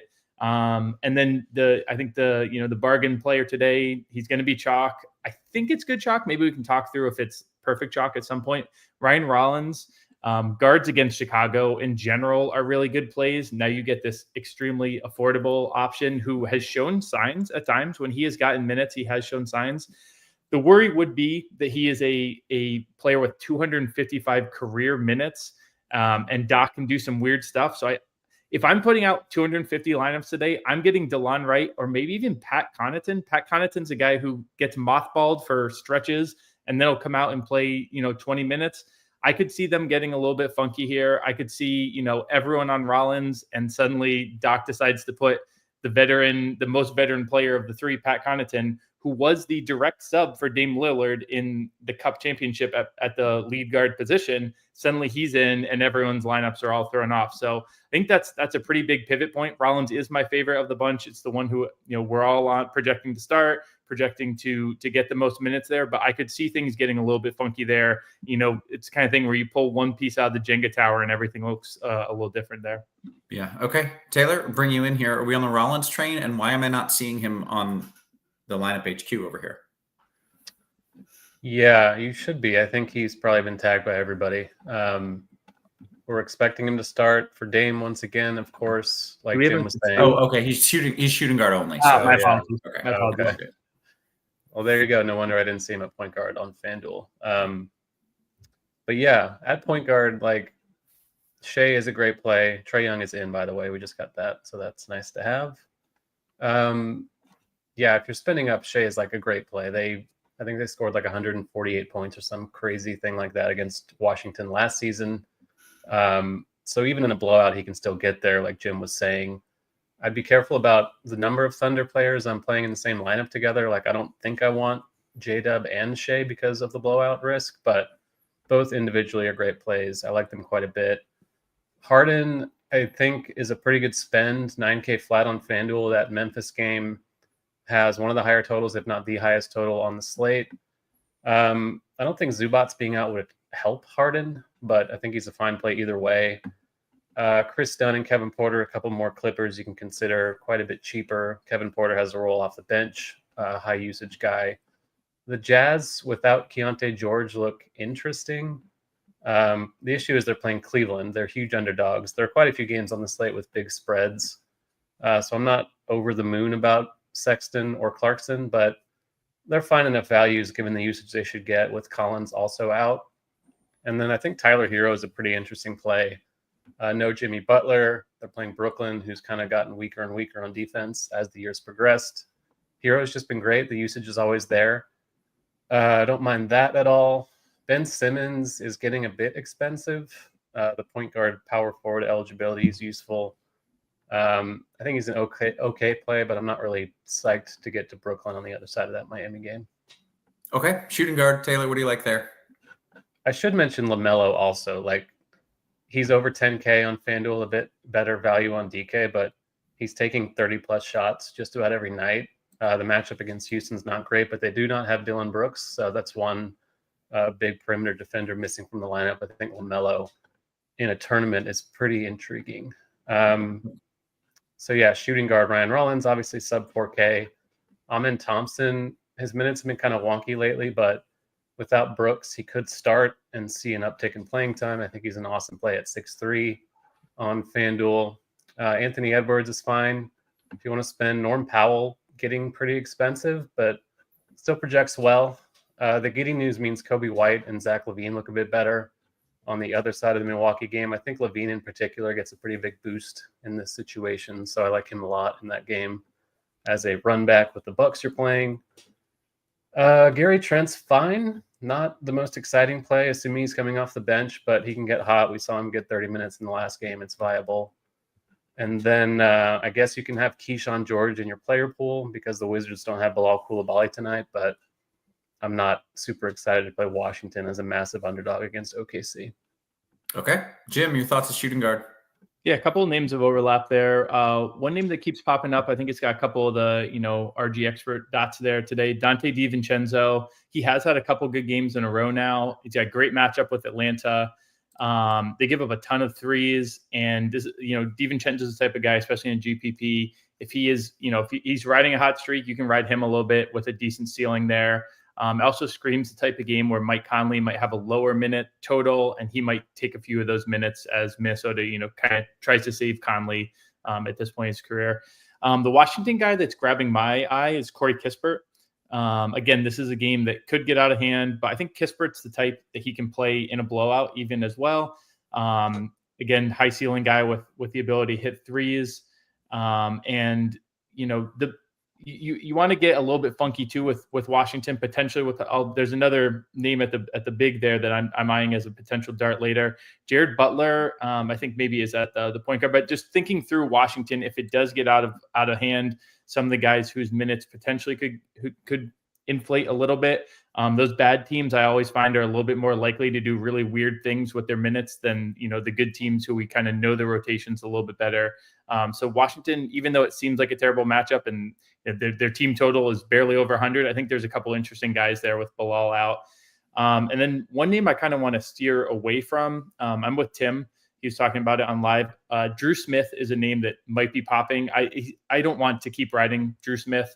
I know that we've got Jimmy Butler out, but with Miami, they're for a decent team, a team that does minutes really, really funky. I could see Drew Smith starting to lose minutes. Like Tim pointed out, so much of his point production has been off of steals. I don't see him as a 5 steal a game guy like they were talking through. So that's a player that, I think is going to pop in optimal lineups a little bit more than I would personally want him to be. So that's a guy who I'm going to be low on today. Okay, good stuff. Take me to small forward, Jim. Yeah, we'll stay with Miami. The Miami guy I wouldn't mind being on is Jaime Jaquez. So we talked through with Jimmy out, there's going to be usage available. There's going to be funky minute stuff available. There could be guys that pop. We've seen Jaquez clear 30 minutes at times, especially if, Spo is kind of riding a hot hand there. Brooklyn, they picked things up a little bit pace-wise since Schroeder left. They kind of said they wanted to hand things over to Simmons, play really fast. It hasn't played out quite as well as they anticipated, but I think the goal there is for them to push and be a little bit faster-paced team than the really slow-paced team they were to start the season. Jaquez is one of the best points per minute options of those kind of cheap Miami guys, so he's going to be one of the ones I'll be taking a look at. At the top of, you've got Gary Trent there right at the top. We talked about it's kind of a gross option, but all these Milwaukee guys here today are going to at least be intriguing, especially the guys who can hit threes. If you can pick the right one, AJ Green's a guy who I was going to talk through when we get to the DK side of things as well. But any of those Bucks are going to give me a little bit intrigue because of the, obviously when Damon and Giannis are out, there is a lot of potential for throwing guys into lineups there. Sure. Okay. Taylor, your thoughts at small forward, please. Yeah, so we did get Amen Thompson officially starting. I think he's going to get steamed quite a bit, but I think it's pretty good chalk probably. Levine, I love here as well, 7,500. Talked about him at shooting guard. Norm Powell, same thing. Jaden McDaniels looks like an okay value. I'm a little worried that he's pretty popular, it looks like, but maybe with some of this other stuff opening late, he will get pushed down a little. I think he's fine given the matchup they have. Chris Middleton is okay, like 5.9 on FanDuel is a decent value given how efficient he is. The issue, of course, is his minutes are pretty capped. I don't think he's played more than 25 since coming back. But even in 25 minutes against Chicago, he can still get there. I think he's an okay play, but given the ownership, I might be under the field on that. Otherwise, Anunoby's fine. Gary Trent is okay. I really like Jalen Williams, like I said, at small forward on FanDuel. But wouldn't play him and Shea together probably on this huge slate. Okay. Taylor. Yeah. Oh, sorry. Keep going. No, that was it. Okay. I do want your thoughts at power forward, but Jackson in the chat says, can we throw a Cam Whitmore dart? No Eason, no Brooks. I love his game, but I don't know what his minutes are projected. I love Cam Whitmore too. I don't hate that as a dart in a GPP. I'm with you on really liking his game, Kevin. Yeah. Yeah, he's been playing. He played a little bit last night, 14 minutes. He's just good per minute, so I think you can do it. I don't know if I'd play him and Amen Thompson just because they might negatively correlate a little bit, but yeah, I think he's playable given he's 3K flat for sure. Okay, good stuff. Take me to power forward, Taylor. Power forward, Bobby Portis. He's 71 on FanDuel compared to whatever he is on DK, way underpriced, but I'm still getting to him in every single lineup on FanDuel, even at 7,100. I think he's just a very obvious smash play with no Giannis and no Dame. The Minnesota guys are popping a little bit. Naz Reid, Jaden McDaniels, Julius Randle, 7K flat is a little bit light for him. Hasn't been great, but I think it's okay. Goga gets a decent usage boost with all the Orlando injuries. They're now without Mo Wagner as well. Power forward eligible on FanDuel. I'm not crazy about that game. Orlando and Boston, certainly not the Orlando side, but he's fine given the role he's playing. You can always get to Wemby, super pricey, but on FanDuel where blocks give you 3 points, obviously he's boosted quite a bit over there. I think Olynyk is a decent value. We saw him get up to, I think, 25 minutes yesterday. 4-4 in FanDuel is an okay salary for a tournament. Little concerned about the minutes, but I think he's still playable. Okay, Jim, your thoughts at the 4? Yeah, a lot of lockstep on Portis, Nasrid, Olynyk. The one guy I'll add to the conversation here, instead of kind of reiterating some of those points where I agree with Taylor. Kyle Filipowski, he's down at 3K on DraftKings, and he was actually the first big of those guys that are potentially filling in for John Collins to come off the bench the last time they were all healthy. So I think he's a pretty interesting guy to take a throw a dart on. Also, he's the best points per minute of that whole crew. That's like Eubanks. I'm zoning on who else is there in that front court. I think Micah Potter, all those guys. Micah Potter is starting, as it turns out.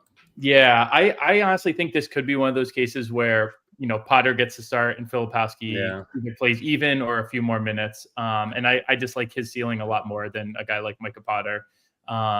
And again, then if it gets to be a blowout, I think the young guy is more likely, or at least they're both kind of youngish, but Filipowski being the more touted of the prospects to get some more run out there if it's a blowout. So Filipowski is the name that I would look at as a potential dart down the board there. But I mean, Portis, I kind of think you just have to lock in the lineups. His usage with Dame and Giannis off the court is 36.6%, which is, in kind of that upper echelon if we see it through a whole game, and against a Bulls team that is super fast paced. It's kind of checks every box. So. Yeah. 2 questions. Are we okay with Potter now that he's starting? And I don't know what his price is. Taylor, what are your thoughts? I think he's 3.6 power forward only on FanDuel. I think I agree that I like Filipowski more. I just think there's more ceiling there. I'm not sure what Micah Potter is going to give you necessarily. He could see blowout run, which may help, but I think Filipowski is the one I'd play in that range over Potter. Okay. We did get Alex Sarr ruled out for Washington, by the way, in case you missed that note. And then David says, who is this queen starting for Orlando? I assume there's a person named Queen, and he's not calling someone a queen? Trevelin Queen. Probably not someone you're playing.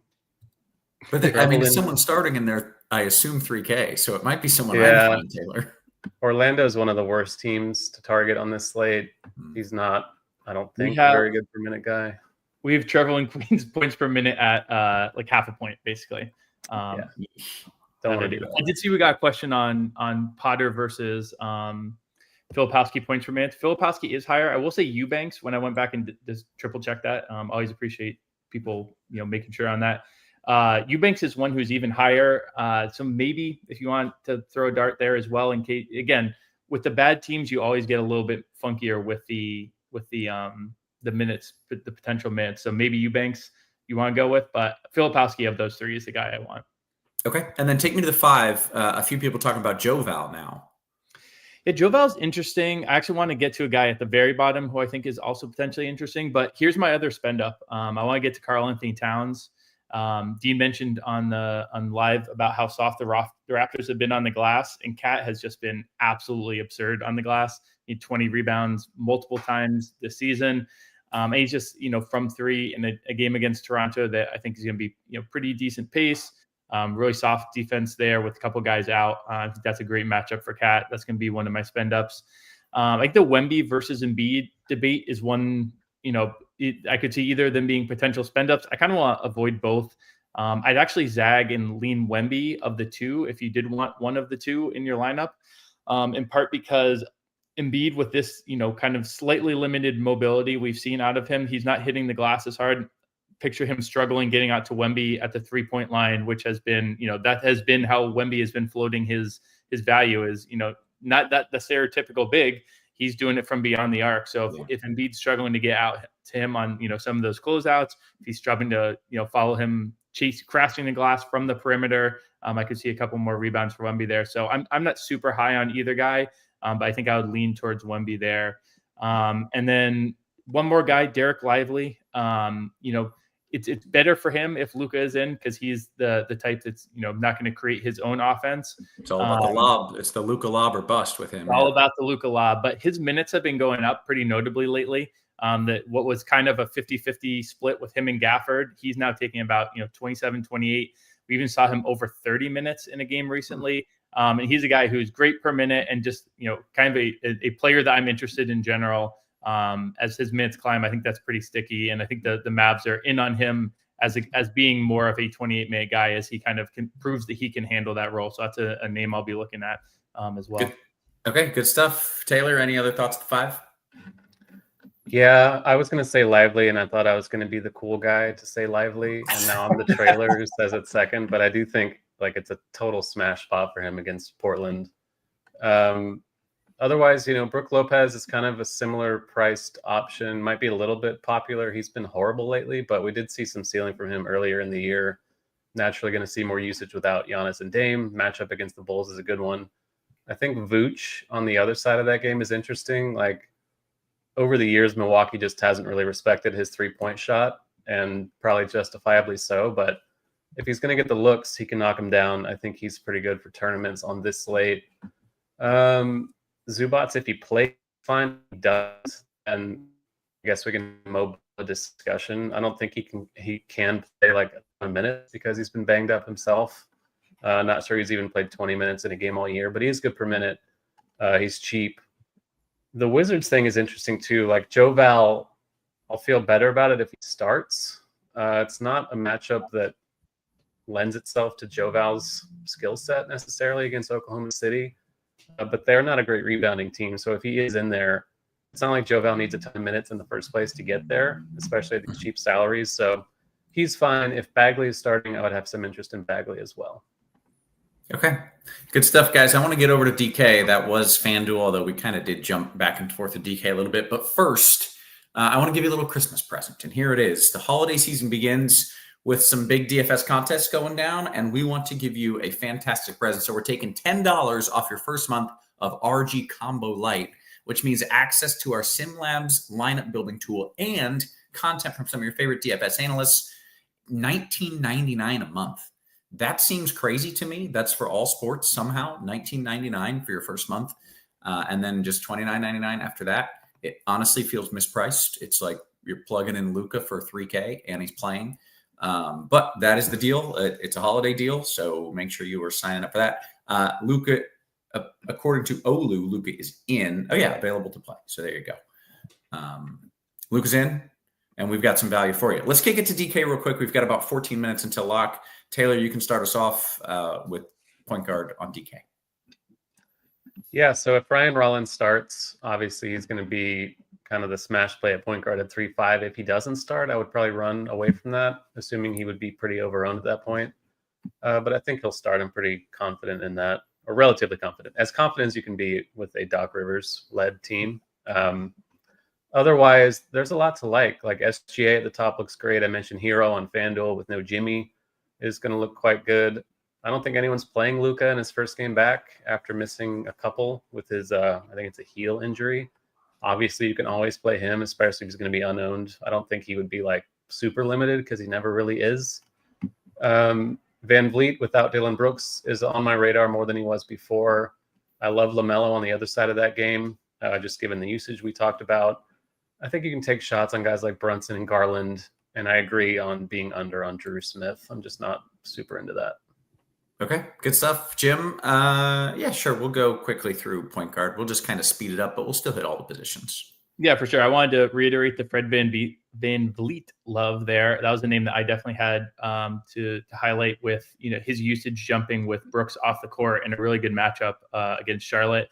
I'll note that I'm a little bit lower on ball than it sounds like a lot of the other RG folks are. I think this in part comes from my Dylan Brooks is not as good a defender as his reputation makes it look at times, trutherism. So I actually think that, if Amen Thompson's in there, that's actually much harder.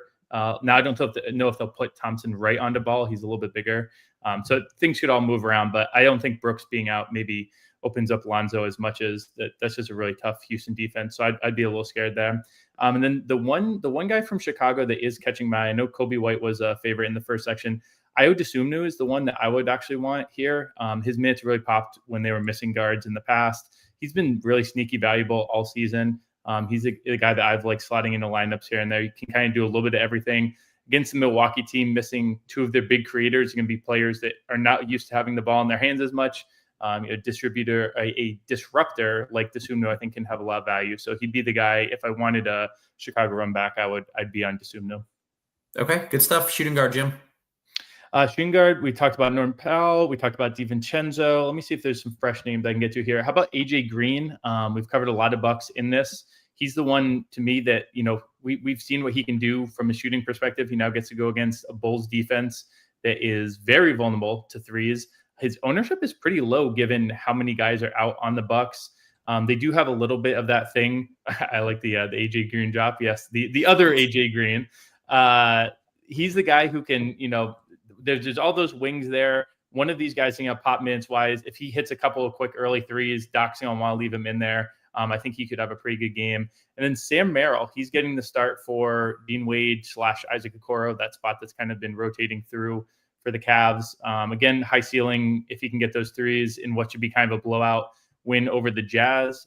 He might get the run with the starters, but then also with the bench if that game gets out of hand. So there's a couple of longer shots I'd be looking at the shooting guard position. Okay, any Jamal Shed? I think I saw you had a double-double, maybe points and assists the other night. Any interest there?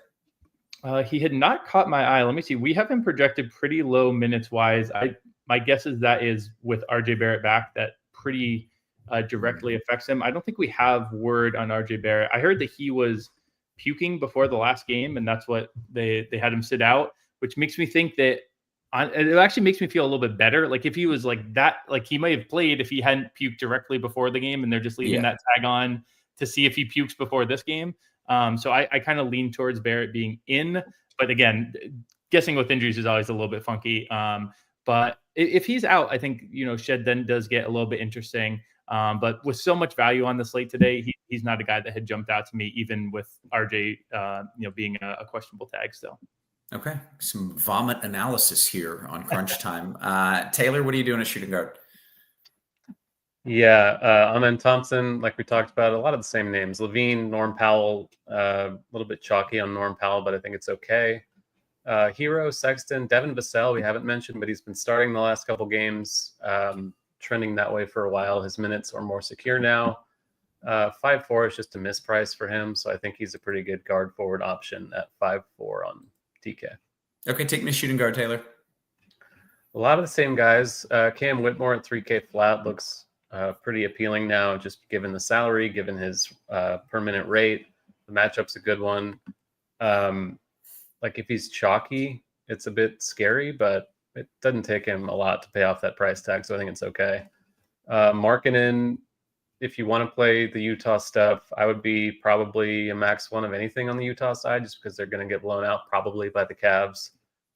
Terry Rozier ruled out, so maybe that makes Drew Smith look a little more palatable, but I'm still not very excited about it. Otherwise, that's it. Keyshawn George is 3-3. You can play that just because he could see a few more minutes without Bilal, but he's kind of been limited since he came back, so it's not the most exciting play. Okay, Jim, the 3? Yeah, I'm kind of with Taylor on not being in love with this position as a whole. I'm finding myself with a lot of Powell. I do think Cam Whitmore is interesting there as well, and at least as of now, the ownership isn't crazy. Mentioned Jaquez when we were talking through FanDuel. I also think Jalen Wilson's vaguely intriguing. His usage is up since Schroeder left. And now there's no Dorian Finney-Smith as well. But Brooklyn is one of those teams that's really scary where minutes can evaporate and minutes can move to different guys. So I'm not in love with it. I'll say it's one super long shot as well. Jalen Tyson. We have Merrill in, but Dean Wade is out. He's a guy who, if he ever gets minutes, I really, really am intrigued by him with the potential for a blowout and Dean Wade out. There's the chance he sees the court. It's probably nothing more, throw him in maybe one of your several lineups. And it's more keep an eye on this guy. If anything, if they ever have multiple injuries, I really like him. His points per minutes are pretty notable, and he's a talented young player in general. So, maybe today's not the day to go big on Jalen Tyson, but if they get a couple guys out, I think he's a guy to keep an eye on in the future. Okay, maybe end of the season when it's just like, oh, here are 5 random dudes. That could be the time. Yeah. Okay, I think that takes us to the 4, Jim.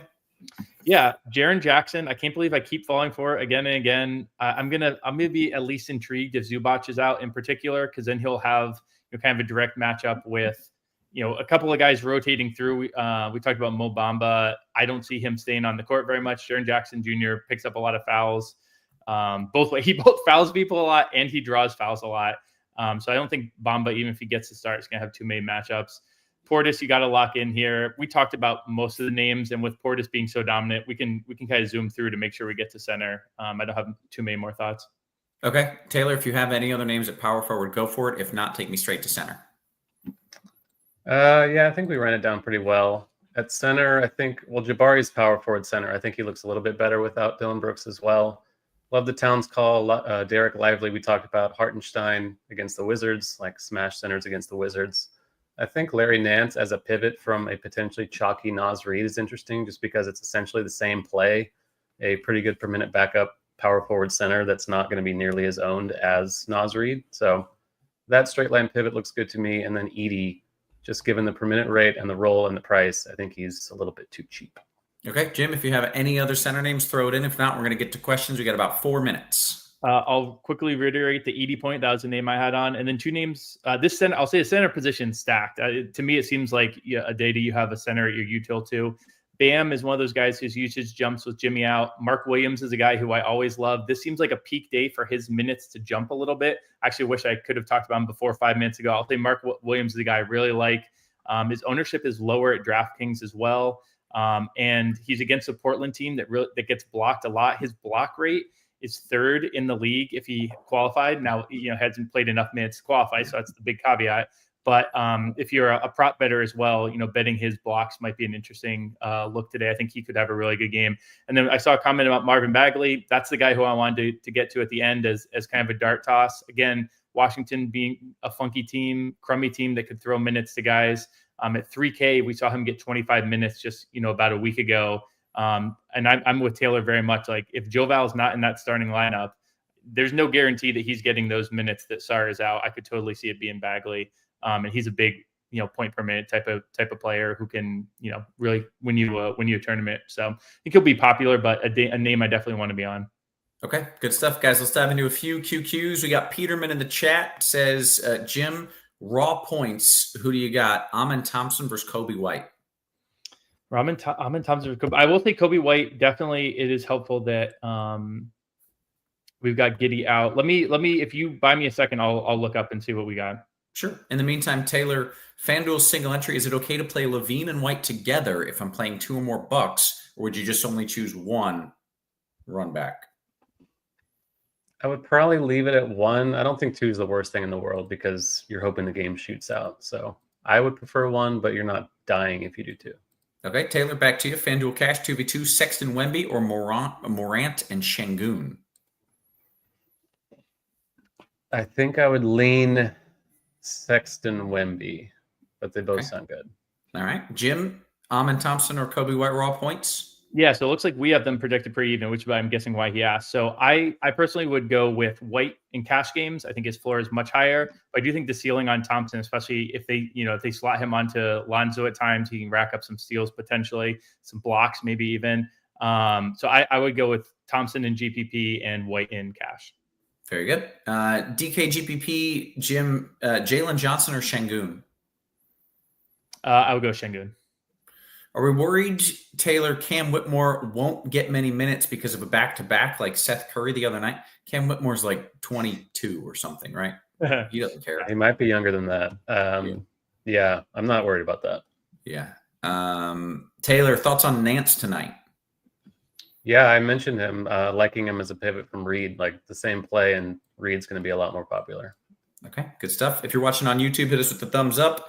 Let's see, Jim, FanDuel single entry, Cat Middleton. It would give me $3, or Levine and Jalen Johnson. Oh, Cat Middleton. I'm intrigued. Middleton's a guy who's another buck who isn't being talked about probably enough because of the minute thing, but I think his assists will be really nice today. And Cat is, I'm all over Cat. Great. Ball or Embiid, last man in, Jim? I think you kind of said you weren't out on Embiid, but you were lower on Embiid. I'm kind of low on both those guys. Ball and Embiid, at that point, I think you can get to Shea. I think Shea is lower than both those on DraftKings, I believe. I would much rather Shea. I don't know if positionally you can do that, but if it's Embiid or Ball, it must be a util spot. So I think I would much rather go with Shea than either of those guys. Okay. Taylor, a couple for you. We're less than a minute until lock. DK, GPP, last piece, Embiid or Trey? I've got Edwards already. Embiid. Okay, and then a 3v3, DK Cash, Taylor, Suggs, Nas, Lively. I feel like that's the answer. Or Van Vliet, Powell, Drew Smith. Yeah, first one probably. Yep. By the way, Dante I'm seeing that Shea is more expensive than those two guys, so I'll actually give an answer in case they can't afford Shea. I will go with Embiid of the two. Okay. Jason Tatum now questionable. Oh man, that would really throw a wrench in just about everything. Yeah, the fish. So let's talk that out. Does that game lock in 1 minute or no? Does it tip off in a minute? I'm pulling up Court IQ real quick to see what we got for on-off stuff. But yeah, it's starting right now. Shit. amazing. Porzingis, Jaylen Brown's the obvious one. Peyton Pritchard. I think Jaylen Brown would be the one that I would want to hop on. Man. Barrett's playing. Okay, and RJ is in. Remind me the RJ, we were waiting for that because of? Jamal Shed. Okay, he's out. Gotcha. Okay, we've hit the lock there. Any interest in a Markkanen revenge narrative and with no Collins at that, Taylor? Yeah, I think he's fine. He and Sexton and Mitchell all have revenge in the same game if you want to stack all the vengeful guys. Although I think it just started, so hopefully he did it or didn't. I'm with Dean on this one, by the way. If you drop a Q tag like literally seconds before the game starts, I feel like you're saying he's probably out. Although, didn't that happen the other day with Pirtle where he got the Q tag? We all thought he went and took a shit, and they came back and he was in the game 2 minutes later. They even amazing. Out, I think. I totally missed that. Let's see. Oh, we got some Merry Christmases. Thank you. Hey, Merry Christmas to everybody out there. I don't know if we have NBA. I honestly have no idea what our schedule is tomorrow and on Christmas Day. But Merry Christmas to everybody. We appreciate you watching. Make sure you hit us with that thumbs up if you're watching on YouTube. And make sure you check out the deal that we've got going on. $19.99 for a month of combo Lite just seems insane. So I highly recommend you check it out. We're going to bounce on out of here. So for Taylor, for Jim, for our wonderful production crew, always working hard behind the scenes, guys, we appreciate you. We love you. Happy holidays, and we will catch you, I think, tomorrow. You have been crushed.